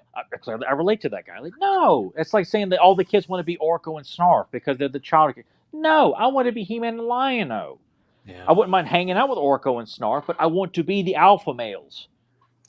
You know? Yeah, I'm with you on that one. MC DJ, Thrasher from the New Warriors #1 solo comic line was also great artwork. Yeah, I looked at the cover of that and like, yeah, I need to dig into a little bit of the solo books just to see how that goes. Once again, it's something I need to jump back into. But hey, I got my New Warriors shelf over there. You can, let's see. Yeah, right there. It's a New Warriors shelf. Tickle the nuts. So when Nathan was doing it, it's like when Nathan was at that porno shop playing with that fake vagina. Get a laugh out of Tyler while the clerk's just staring at us like, all right, all these high school kids coming here. Look at all these like fake vaginas and boobs all over the place. Yeah, I mean, what else do you expect like 18-year-old kids to do when they go in there at the time? Yeah, like, we were legal enough to go in there, so yeah, they were gonna mess around and do dumb shit, and that's what we did back then. Yeah. One thing we can kind of talk about this a little more, and then we'll go ahead and shut her down. But the X-Men arcade, obviously a classic, one that I'm glad when Konami was re-releasing these on the 360 days. My Xbox 360 has the arcade on it. I know the arcade 1-up. If you want to get the machine that exists out there, I would like to get it, but space is becoming a thing. So I'm like, all right. Or, you can just get an emulator. Go to Myrtle Beach and play it at Player's Choice Arcade. Oh, there you go. I do every summer. Yeah. And I'll do it again this summer. Find any other arcade around that has that machine. Or, And the widescreen edition that's got 2 screens on there. That's the version I play at Myrtle Beach. 6-player. If you want to have the full experience, do the 6-player. I was always around the 4-player machine because the local Walmart had it. So every Friday that we go to Walmart, you bet your ass I'm on that machine. Unfortunately, with the way that was, there was enough people there, you might not get the character that you wanted to be. Yeah. Because it would be taken. But my go-to were Wolverine and Nightcrawler. Sometimes, very rarely, it'd be Cyclops and Colossus. Never the girls, because when you're a young boy, you don't want to be a girl. Yeah. Well, but, the abilities from both Storm and Dazzler, like the special move that they have, were both great. Like Dazzler tossing on the ground and creating that big effect. And Storm sends out tornadoes, across the screen. But I just like it was, because the 4-player you had to select which character you want to play. If you played the 6-player, they are set up like Dazzler is right here, Wolverine's right here, and that's the only way you could play as that character. Like if you liked Colossus, like or whoever, like they're on the far end, which means you have to play the game on the far end of the splits of the widescreen. Yeah. So when I go to Myrtle Beach, I'm kind of jumping from like one spot to another because of like, all right, I'm ready to play Nightcrawler now. I'm back to Wolverine here. So and there's nobody else in there that's hopping on any of the other ones while you're playing. No, I remember 2 years ago, I played it the day before, and I went back, and there was one guy playing it by himself. I'm like, I'm going to go old school. I was like, hey, man, you want to team up? He's like, sure. So we team up, and we beat the game. And, of course, I'm like talking like, oh, yeah, I'm this part when White Queen shows up or something like that. He's not really saying a whole lot. I think he's just playing the game. I'm like being all oh, yeah, you're bugging the shit out of him. Yeah, I'm being like Joe Amano. I'm not telling him like where to go and play in Halo. I'm giving my commentary like, oh, man, I love this character. Oh, he's so cool, too. Would you shut up? Well, could you? Yeah. That's probably what he was thinking. But it was so cool to, like, when you were a kid, you go to the arcade and you and a total stranger would want to team up and try and beat the game. So that was I beat X-Men once as a kid. Cost $14 to do it with me and a friend of mine and my brother. And my dad just kept feeding us quarters. I mean, that's cool. We were in 5th grade, and it was we walked out of the arcade thinking we were hot shit. Like, we just beat X-Men. I never beat it in arcade. Obviously, playing it on 360 or downloading an emulator, it's easy to do. You just keep pushing the button to give yourself more lives. But when we had one quarter, man, to save the world, man, it's usually all on you. Usually, I would get anywhere from 50 cents to $1, and these were like quarter plays. Yeah. So I would get a decent amount. And I could at least get to the Savage Land typically. Like I could beat Pyro and the Blob. Yeah, that's usually where I would get because the Savage Land when all the it's like the multiple. You got like these creatures that come out of the ground and spit water at you. Yeah, you got like the big like bees that come out of the come out of the tree, bees, and the alligator guys come out and they start swinging the tails at you, and they fuck you up real fast, and then it's game over. Like damn it. And then you get to Wendigo and he's, where'd Dad go? And he slaps you once, like, oh, God. And you're dead. Yep. Dad, can I have one more quarter? No, we got to go. No, I don't want to go there. The hardships of being a child. It was always a good start to the weekend, though, because we would go to Walmart. They would do their shopping. I'd play X-Men. Then they'd go to the grocery store right in the same plaza. At the food line, right. Yeah, and then while they're finishing up, they would give me the money to walk down to Frank's Video and rent a tape or rent a video game. It's like, here it is. Here's my weekends. So I envy that because our grocery food line down here, they had the Avengers arcade game, which that was my first time ever playing that. So that was only there for a brief period. They would rotate games in and out. But I didn't have the luxury of playing an arcade game every time or every Friday when we would go get groceries. So that was awesome. And X-Men stayed there for a while, but at that Walmart, man, that's like X-Men and WrestleFest were the two games that I played constantly. Here's one from Omegator. Will Tyler make more mini comics in the future? He would like to, but I'd like to. It's getting somebody to draw them. Yeah, and I thought about it a lot. I mean, really, I like to work with Ren on doing something, but I think at this point, it's hard to find anybody who's willing to draw a mini comic for fun. Even though, like, when me and Carson did that one that we got made, people would pay him because he was doing the artwork, he was doing the printing, he needed to have the money. I'll write stories for free, all damn day and every day. Yeah. But I would need support. I would need our listeners to be willing to pay Ren or somebody else. And I want good art. Like I don't, not just anybody who could. Well, no, I mean, if you're gonna put out a mini comic, you want you want the art to be. It needs to be quality. Yeah. I don't, because I know a lot of people like to throw out a lot of stuff because they're like, fans drawing stuff, and I'm very particular when it comes to He-Man, especially, and it needs to be good, and I would want fans to have good, unlike Mattel. So yes, I would need, fans to be supportive and do a Kickstarter or send money to Ren or I think we'd have to set it up in a way to where it's like, well, Ren would be the one obviously getting paid for it, but we'd have to find a way to do it. Like I know because he did like a Kickstarter to like fund like a book of his artwork. He said funded itself pretty quickly and okay, that's but that's I don't know the how that works in terms of you putting it out there. It's like, here's a Masters of the Universe, bro. I don't know if it's well. I think the only way we could do it now because when me and Carson we were so under the radar. Like, that's true. Nobody. I wasn't worried from Mattel anybody like watching our podcast and saying, "Hey, you guys can't do that." I think it would have to be like we're paying him to upload a fan comic for fans to enjoy, and we maybe put it on our channel, put it on his social media, and you could look at it for free.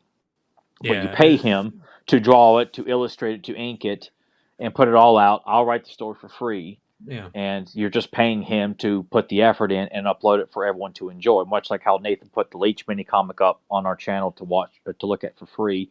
That's how it would have to be done. You couldn't have like your own copy in hand. If you wanted to print it out and maybe staple it together or laminate it or something like that, you do that. Yeah. It's something though. Yeah, the logistics of it, and then if Ren's willing to do it too, you gotta. I mean, I wanted Kevin Sharp to because me and Kevin actually, this was a project that didn't come to fruition, but I did write. One of our listeners a while back paid me to write a mini comic to go with his Eternia a tower, like it was like a 3D printed of the Eternia playset he was going to sell, and he had done some other playsets that had sold and done very well. And I wrote a mini comic about. It was a direct sequel to the Ultimate Battleground mini comic, like the mini comic based on the Eternia playset that you got. I wrote a sequel story to that, 14 pages of an elaborate battle, and I could always share it on the pocket. Nothing's illustrated, but Kevin Sharp was going to illustrate it. He was going to do it all, and I don't know. I couldn't quite. It just. I know the guy who set it up, like he paid me, and he was going to. So I don't know. It all just fell through. I don't know what was going on in Kevin's point on his end, but he was hoping the mini comic would at least get done, and if the project itself didn't get done, but nothing ever came of it. But I do have it written, done. Deucin read it because I felt like if I got Deucin's approval on it, then. It's not a groundbreaking story, but it's an action story, which is really what I wanted to tell anyway. Nathan's read it, and I think Rebecca read it too. And they seem to like it, not just because Nathan's my best friend, and Rebecca's a friend, does the podcast with us. No, trust me, if something sucked, I'd let him know. Yeah. And Deucin didn't think it sucked. He's like, I think you should improve this, change this. I made some changes, and he said, okay, that was much better, and I really appreciate it. And Deuce, and I just want to. I know it was like a couple years back, but I really want to thank you for taking time. I don't think was it a couple years already. Fuck, I feel like it has been. Yeah, I don't know. I've lost track of time. Yeah, but I'm glad you showed interest in that because I would love to write more. I had the Ninja Clamp Trap mini comic. That's all been written and storyboarded. I would love for Ren to take the storyboards and illustrate that based on Carson's storyboards or someone else who wants to come forth and do that because that's written and ready to go. Like I'm happy with how and I think we uploaded that so people can look at the storyboards of that too. Yeah, we did. Yeah, we did an episode where we kind of ran through it. MC DJ G.I. Joe the arcade game was my jam. And it was a Chuck E. Cheese. Great. Yeah, I only got to play it briefly when it was at the mall arcade. For a little bit. And I remember the movie theater had it for a brief period. The Regal Theater had it in their lobby for a brief period. Yeah. And then the Capri Twin in Blacksburg, next to Blockbuster Video back in the 90s, they had it. Actually, no, they just had the cabinet. They had the artwork on the. I'm like, holy shit! But and then it's some other game. I was like, damn it. That's a bummer. Yeah. Here comes from Papa Hoods. Tyler, your Master Universe pitch from 2 weeks ago. Are you going to include He-Man's abilities into the story, like Thunder Punch, Flying Fist, etc.? Oh, I would find a way to work in all of those in a fun way, like a fun nod to, I hadn't really thought about that, but it'd be pretty easy to do. Yeah, I would find a way to work them in where it doesn't come off like it's a blatant sales because I something I thought about a while back too is that the battle armor variants never got a comic book, a mini comic to kind of like display. Okay, what is the purpose of the battle armor? How do they come to be? Yeah. I talked about that with Carson. Like, we need to do like a mini comic that displays like what's the purpose of the battle armor. And Skeletor decides, oh hell, I'll get one too.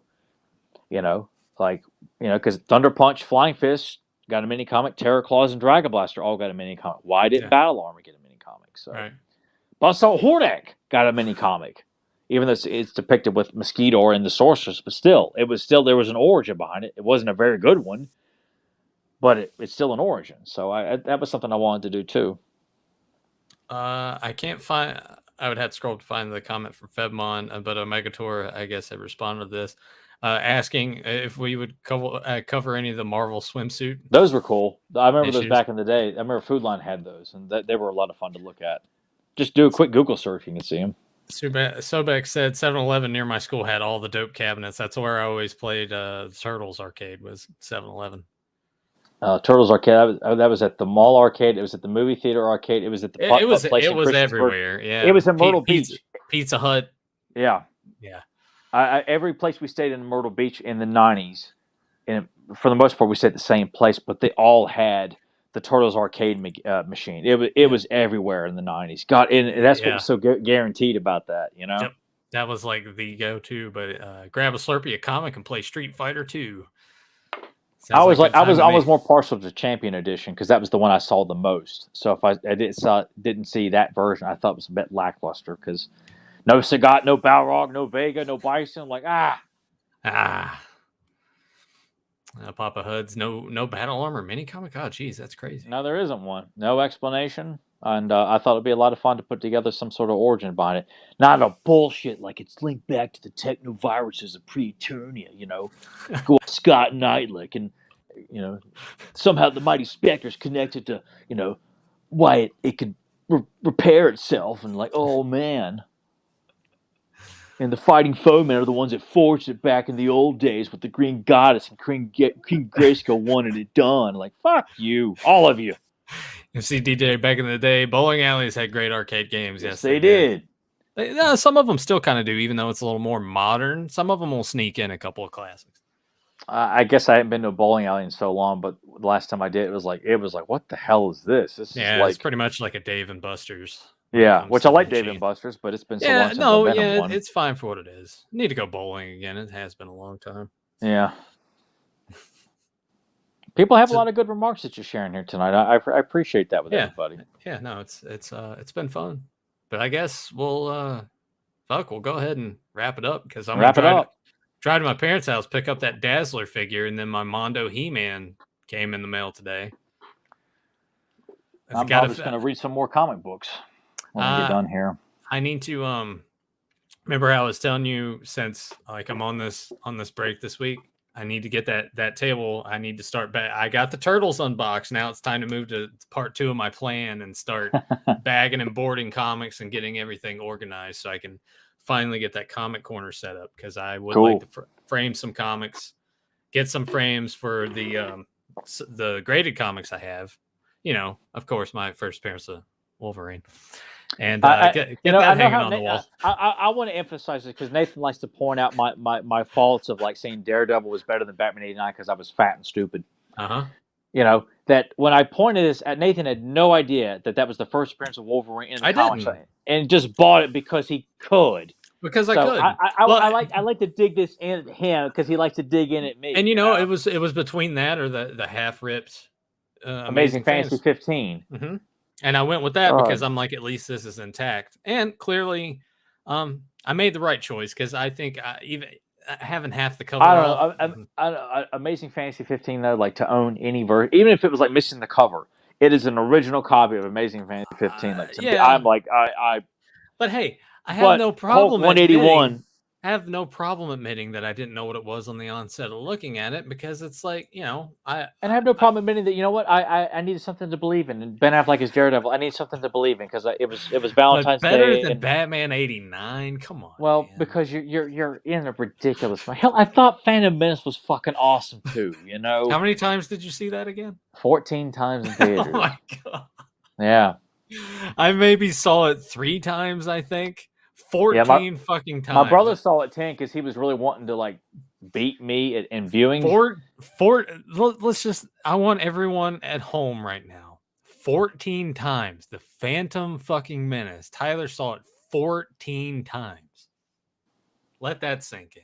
Yeah, well, I admitted that on our episode with Retro Blasting a few years back because he said he saw it 14 times. And there's okay, Yeah. so did I. So I was like, okay, I really had a Major Jones for the lightsaber fights in Darth Maul, even though the movie's a piece of shit. The lightsaber fights are just fucking dancing around. Maybe that's why you're both so grumpy all the time. Well, I've come to Phantom Menace. I think when it came out on VHS, I'm like, oh my god, this movie's a piece of shit. And even when the first day we saw it, opening day, my mom got me out of school to go see it, and in the theater, I'm like, oh my god, this movie's not any good. And I had hyped it up so much for months and months and months. So every time you're just like, maybe it'll get better. Yeah, it'll get better. I'm like, oh, this is cool. Oh, this is really good. And it was just like once it hit VHS, sad, like That it was sad. you know. I really wanted to recreate what people did in '77 when the first one came out, and they're like, and I'm like, I want to experience that, and I'm like, oh my god, what have I done? But you know what? It's something to make fun of and laugh at. Yeah. You know, it's 14 fucking times. Well, that's what happened when no girls like me in ninth grade. Interview with the Vampire 19 times with friends. We'd go and make fun of it. Well, you saw a much better movie 19 times. Yeah, that's true. So nothing wrong whether you liked it or not. You saw a much more superior film more times than I saw a real shitty film. How about some Cruising USA? Cruising USA, yeah, I played it sparingly because car games I found to be they were fun, but they were side scroll beat 'em ups and fighting games. That was my thing. That sounds weird, but I always picked the fucking school bus. What? Really? Yeah, I don't know why. It makes me think of the Taxi Cab game that I used to play. Crazy Taxi. Crazy Taxi, yeah. Yeah, that was a lot of fun to play because Nathan had it on his Dreamcast. I remember playing it at your house too. No, that was John. John had it. Oh, okay. Yeah. Yeah, I never owned it. That was fun. I never owned it. And but now but it was like a Primal Rage. Primal Rage. I had a lot of fun playing that game. I thought it was okay. It was fun. Like I played it more on Super Nintendo, but it was not like Mortal Kombat 2 or Mortal Kombat 3 or Street Fighter Champion or Turbo. Excuse me. For me, it was Street Fighter, then Mortal Kombat, and then like your Primal Rages, your Killer Instincts. I like Killer Instinct. That was fun. Your Clay Fighters. Clay Fighters, yeah. That was so easy though. I beat it the first time I played it. Clay Fighter was fun as like. They were cool characters, the Bad Mr. Frosty. But as a kid, looking back on it now, I'm like, that shit sucks. Like Clay Fighter sucks. Like it that doesn't hold up for me. War Gods, which I mentioned that on Fans of Power like a few years back because of Joe Kabuki Joe. Art of Fighting, Fatal Fury, Dynasty Warriors, Soul Edge. Fatal Fury. God, that was always at Pizza Hut. And the Neo Geo was the Neo Geo machines. Yeah. That was cool. It was always that, and but King of Fighters. Nothing's gonna top Final Fight, and you know that too, man. Like Final Fight, me and Nathan have a real connection on the Final Fight games. Yeah.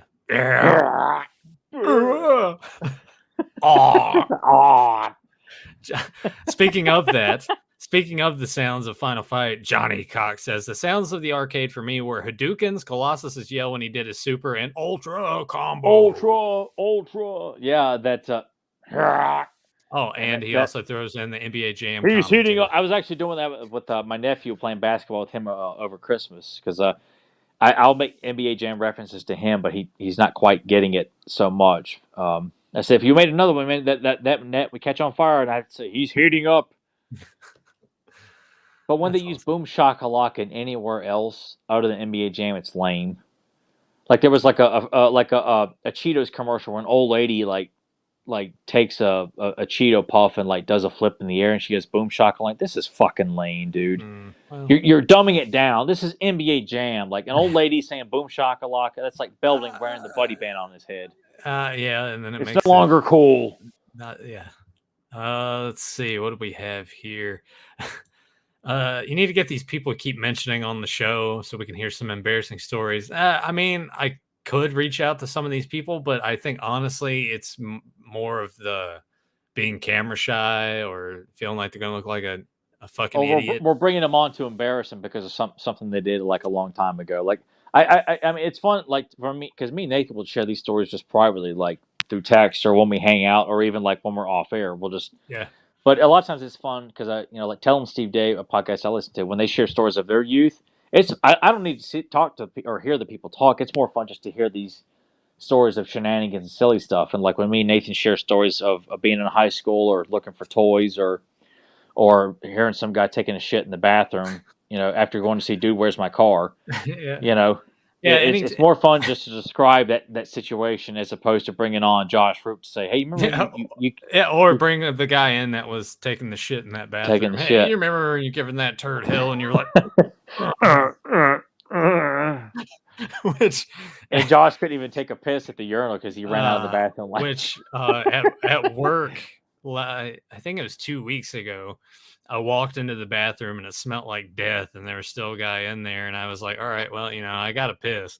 So I'm in there taking a piss, and you just hear him go like, and then you just hear like a and the like the turd hitting the water. Yeah, the plonk. Yeah.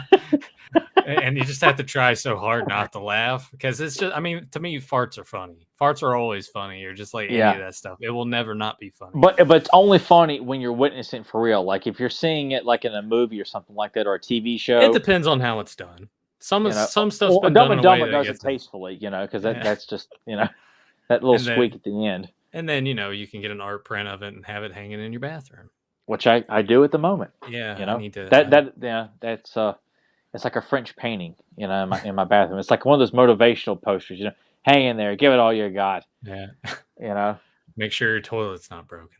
Yeah, flush you bastard. I brushing my teeth. Open the window. Oh. Which, I mean, when the way he takes the shit in the movie, it's very relatable. You like the pressure, like, oh my god. Yeah. Like it's over. Feel 5 pounds lighter. And you just want to fall asleep, Or as Al Pacino says, you ever take a dump that made you feel like you slept for 7 days or 7 hours? I forgot what it was. Don't I? Yeah, well, you got the clip. Yeah. Where the fuck is it? Where are you? I got so much stuff. I want to say something too here. Like the state of like comic book like entertainment on YouTube or podcast, it's hard to find anybody who's like does a good job of like talking comics without it being like a bullshit. Here's my top 10 of Wolverine comics, and I recommend you read this and this, and or God forbid do like a voiceover for a Wolverine Spider-Man comic. Like, oh my God, don't even try to do a Wolverine impression because you're insulting me and you're insulting the damn character. Are they trying to be Australian? No, they're trying to be like what's his name? Fox. Oh, son of a bitch. I'm like so embarrassed right now. The voice of Wolverine from the 90s animated series. Fuck! No, don't anyone chime in the chat room. Let me just look this up for my own benefit. Did you ever take a dump? Cal Dodd. That too. There you go. Take a yeah. But when I hear someone try to do like an impression of like Cal Dodd, like don't just don't. It's like someone trying to do an Alan Oppenheimer or John Irwin He-Man skeleton. Like don't. Just don't.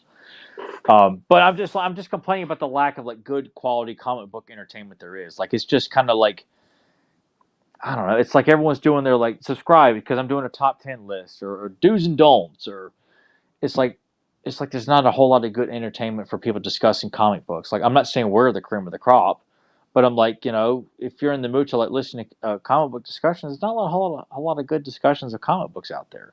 I used to listen to Spider-Man Crawl Space a lot back in the day, but it kind of got to where, like, if they talk about the old stuff, you got one guy on there that's taking it serious and enjoying it, and the other guys are kind of making fun of everything or trying to be funny. Like, guys, shut the fuck up.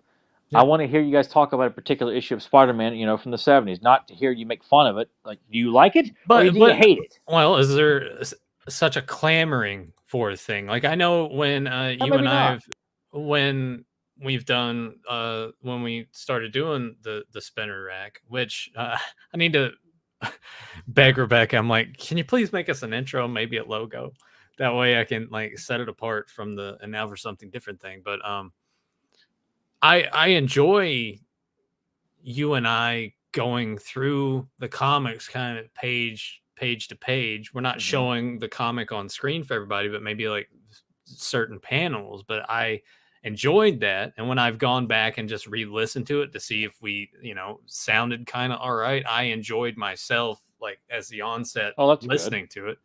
I don't know how the people out there really feel about it. I've gotten feedback from a few listeners that said that the spinner rack, like they really look forward to when we get the time to do those, because it is kind of totally different from anything else that we talk about. And I guess, I don't know. I guess I unless it's on a YouTube comment, I don't know of anything else. So if people say they like it, that's all I've really got to go by. Is that something you guys? Tyler and I are probably going to do it anyway. We actually have been thinking about like, hey, we'll pick another comic to go through. But is that something that you guys kind of dig quite a bit? I know we need to do the cards again, even though the last one took fucking forever. Oh wow, God, yeah. I mean, it was good, but like, we need to really set aside the time. Be more conducive with it. Yeah. Yeah. But you and I have this tendency, like I think I said 30 minutes ago, it's like, well, let's wrap this up, and yet here we are. That's a 2-hour episode about a 22-minute cartoon. So. Well. You gotta or just under 2 hours because. Well, I mean, I think it wouldn't be that fun if it's like, all right, well, here's our watch along for this. All right, well, we're done. 30 minutes. Which I feel like I know a lot of people who do commentaries for stuff. That's pretty much it. Like they show up and they bullshit for 22 minutes and they don't really say anything insightful. They're like, okay, I want to hear your insight as a fan. Why do you like it so much? Don't just I don't know. I feel like there's you need a certain talent to do commentaries for shows and stuff like that. Have something to say that's insightful and engaging and entertaining. Again, not saying any of our watch-alongs are cream of the crop, but I think we have fun with it. Sobek says spinner rack is tops. So, hey, there we go. Appreciate that. Yeah. How about this? Can you do the Jim Lee X-Men cards? Love to. I got a set. Well, I'm just saying. I mean, I have some right on display in my den. If I can, if it's similar to how that was before, and it's on a website where we can flip through all of them like that, then yeah, sure, we'll do that. I like the second set, the one that Andy Kubert did too. Okay. Which is very similar to Jim Lee's set, which is some beautiful cards in that set too. So, I mean, Jim Lee's is I like the bordering better in the second series, but the Jim Lee set with the blue bordering and the purple. I mean, it's Jim Lee. I mean, nobody's art's better than Jim Lee. Yeah. In terms of X-Men. I remember how exciting it was when, even though this is when they're doing the bullshit variant covers, like, oh, here's X-Men #1, get them all together. But Jim Lee's art was like, it's when a lot of people think about X-Men, they think, just my opinion, I think the X-Men the Jim Lee #1, like the 4 covers together, the arcade and the animated series. Yeah. Yeah. I think when it comes to like Pryde of the X-Men or, the Giant Size X-Men, those teams, a lot of people, when I say a lot of people, I think I'm thinking more of like the casual common. They think more, they focus more on the Jim Lee #1 because they were, well, it was Pizza Hut, right? That was Pizza did a 90s cartoon tie-in. Yeah, because they had the VHS tapes. Mm-hmm. But weren't they also giving comics away or like smaller comics or something? I remember there was some like artwork on the tray. I think there was like I don't know if it was cups or like a kind of like a giveaway comic of some kind. Because I remember Sauron being featured in the artwork. I might have something downstairs in my comic collection that I can dig out because I want to say it was like little mini, smaller comics, and then of course the VHS. With the black covers. Yeah. Yeah. Yeah. I was all over those Pizza Hut promotions. It's like, book it. Eureka's Castle puppets, I'm there. Oh, Land Before Time, the hand puppets for Land Before. I had every single damn one of those things when they came out. Every one of them. Yeah. Speaking of which, since Emily got those Burger King Happy Meal toys from Land Before Time, maybe I should look up the Pizza Hut puppets and get those. You'd have to get the hand because they were so nice. They looked beautiful. They were beautiful. Good quality on those. Yeah. I it's such a shame. Like the fast food places need to come up with better promotions and better Happy Meal toys. Because I've often wondered, like they used to put posters in the windows, for years of like what the current promotion was, and you go by any McDonald's or whatever, and you don't see any promotions for the kid toy for the Happy Meal toys. Yeah. They'd have like a big display inside, with, like all the toys with like this nice elaborate, cardboard setup, and like these But toys will be available this month. You're, oh man, which one am I going to get? But I guess that plays in the whole like why Ronald McDonald isn't in the commercials anymore, because you don't want to push fast food on kids for the caloric value of the food that they want to That's go. why And they that's make the Happy Meals more healthier. You offer milk and apples with your chicken nuggets, yeah. and the toys were a nice prize. But I don't know. People just Times are different. Let's see. All I remember about Pizza Hut tie-ins are the Alf and Coming Out of Our Shells. yeah. I remember the coming out of the shells time. Alf, I don't remember. Oh yeah, I got the poster, the Coming Out of Our Shells poster. That is framed and is down in my turtle room. I'm pretty sure the concert cassette, like the audio, is where I got that from. And I know they had the VHS tapes, which I didn't know. Yeah, I wanted to bought see them that on. so bad as a kid. Yeah. And, I never did, and when I did see some of them, like, yeah, I don't need to own that. And Not Johnny something that Cox holds says, Tyler, Bionic 6 reboot treatment. Don't think I hadn't thought about it, because I have. And God, I'd love nothing more to be. I do. I will say I hope my enthusiasm for that show has like reached people and encouraged people to do Google searches or look up the toys on eBay, or trying to find the cartoons on YouTube, or it just pique people's curiosity. I like to feel like I'm responsible for some sort of curiosity for it, because you just don't see people talking about it or it showing up on the internet. And there's very little fan art for Bionic 6 and things like that. So it's definitely a special cartoon to me. So I would love to do some sort of reboot and kind of come up with a little bit of even Silverhawks. Silverhawks is one I thought about too, because I would love to have the Monstars mob to be an actual mob, and the Starship Casino is a front. And you take elements that are in the cartoon. Money laundering, because like in the show, like the casino is outside the jurisdiction of the Silverhawks.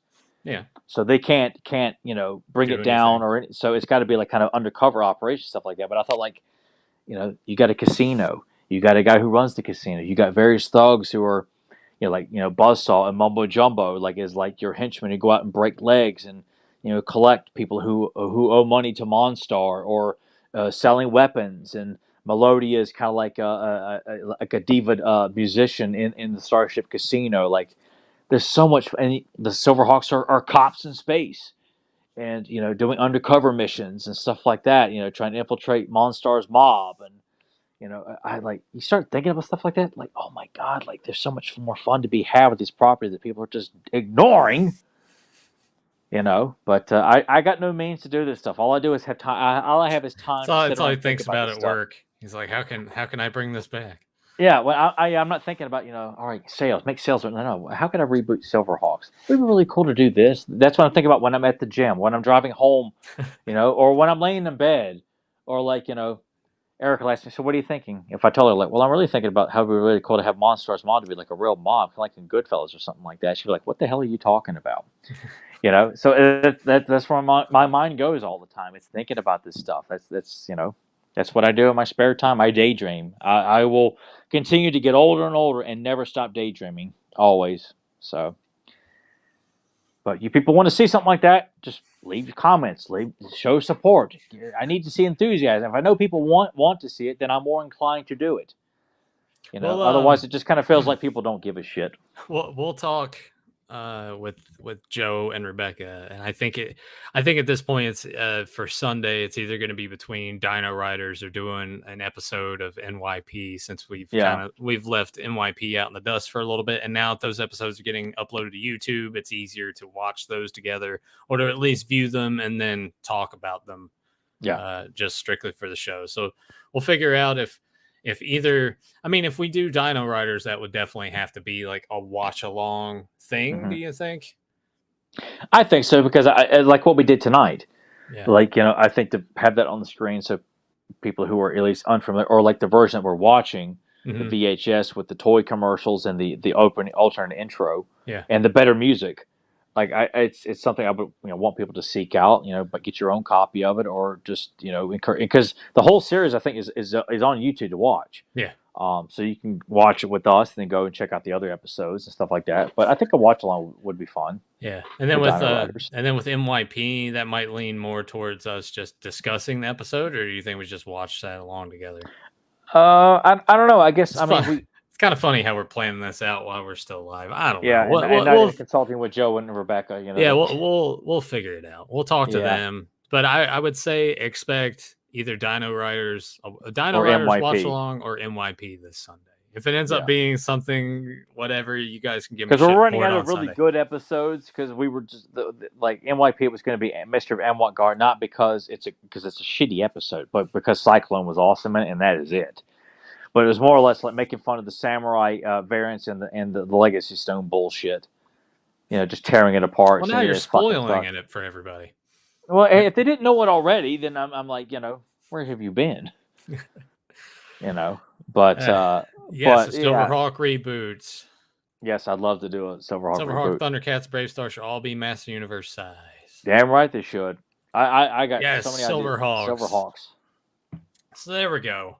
I hope everyone out there enjoyed our little watch along with Pryde the X-Men, our discussion on shit, kind of like everything in between. It's everything in between. We are a spinner rack. You get so many options on our spinner rack. That is true. It's like all you got to do is just, what's that one now? Oh, okay. Yeah. What is this? No. Tyler's doing the teaser trailer all for the Anwant Gar. Yeah, the Mr. Van Watt Gar. Like, how shitty is it? You'll have to tune in to find out. But hey, if this is your first time here and you liked what you saw, make sure you like, subscribe, and share. And leave comments. Leave lots of comments. Let's let Tyler know. Well, shit, man. Let me know. But too, tonight, I will say, tonight, people said a lot of helpful and friendly stuff, and I really appreciate everybody's feedback that you shared on the screen, because it's encouraging. It set the fire of enthusiasm. Not that it's going to ever stop, but it's just helpful when you guys are forthcoming about things like that. And now I check the comments like fucking crickets, or someone just says something weird and awkward, and like, well, I'm not going to respond to that shit. Well, there that is. Like that they ask, do you like bugs? Like, okay, that's brilliant. Saved by the Bell, when Zach pretends to be a nerd to get Kelly's hot younger sister. Yeah, to leave him alone. She was in Suburban Commando. Was she? Yeah, she played Christopher Lloyd Shelley Duvall's daughter. She's pretty cute in that too. I'll have to. But I wanted Zach to get with Kelly's little sister too, because I thought she was hot when I was a kid. I mean, there's plenty of girls that Zach could have gotten with, but I wanted to get with everybody. I was just like, I was living vicariously. He was like, no, you got to get with her. I want you to get with her. Yeah, it's too bad he was such a piece of shit. He was a piece of shit. Let's pour one out for that homeless family that the Morris family took in at Christmas time, and then we never fucking saw him again. Yeah, because Zach probably fucked the daughter and never talked to her again, which is why we never saw him again. And the back of their Volts and their like station wagon. Oh yeah, yeah. An uncomfortable place. Well, like the back of a backseat of a Volkswagen. Well, she told me she was 38. What was that? She told me she was 26. Oh, come on, 26. guys. Tell me you wouldn't have bopped her. That's Ben Affleck's finest role. Playing an asshole in Mallrats. That's about as far as career as ever went. And customer is always an asshole. Yeah. That's why I picture Nathan being a lot like Brody. I kind of was back. Yeah. Then. Even though I was the one in the comic books. So like the personality, were like Nathan's like his look was very Brody like. He didn't walk around wearing the jacket, but I just felt like I wanted to. Yeah, I know, and Nathan would have looked perfect with it. But like Nathan's, like his demeanor, his personality back then was very Brody like. I guess I was more TS like bitching about, oh man, girls like me, that kind of thing. But I'm reading comic books. I'm into toys, So it's like Brody's personality was split up between me and him, and I got the shitty end of TS. TS, he's not cool. Yeah, TS. Yeah, it's all about Brody. Michael Rooker is really great in that. Yeah, he's awesome in that. Yeah, I like him in that. go watch Mallrats again. It's been a minute. Yeah. All right. As I said before, if you enjoyed this, make sure you like, subscribe, leave comments, as Tyler said, and until next time, see you in the future. See you next issue. Oh yeah, this is our comic book. We got to do. We'll see you next issue. Oh well, hey, I'm glad you butted in and did that. But see, I Yeah. was also going to work in the we'll see in the future to talk about the past, and then I was going to be like Days of Future Past, and then talk about how. Oh, we'll see. That. Let's see. I completely. Oh my god. Oh man, it's ruined. All right, cut. All right, take two. No. It's already done now. See you next issue. He's already shot his load. It's over. Now he's lost the mood.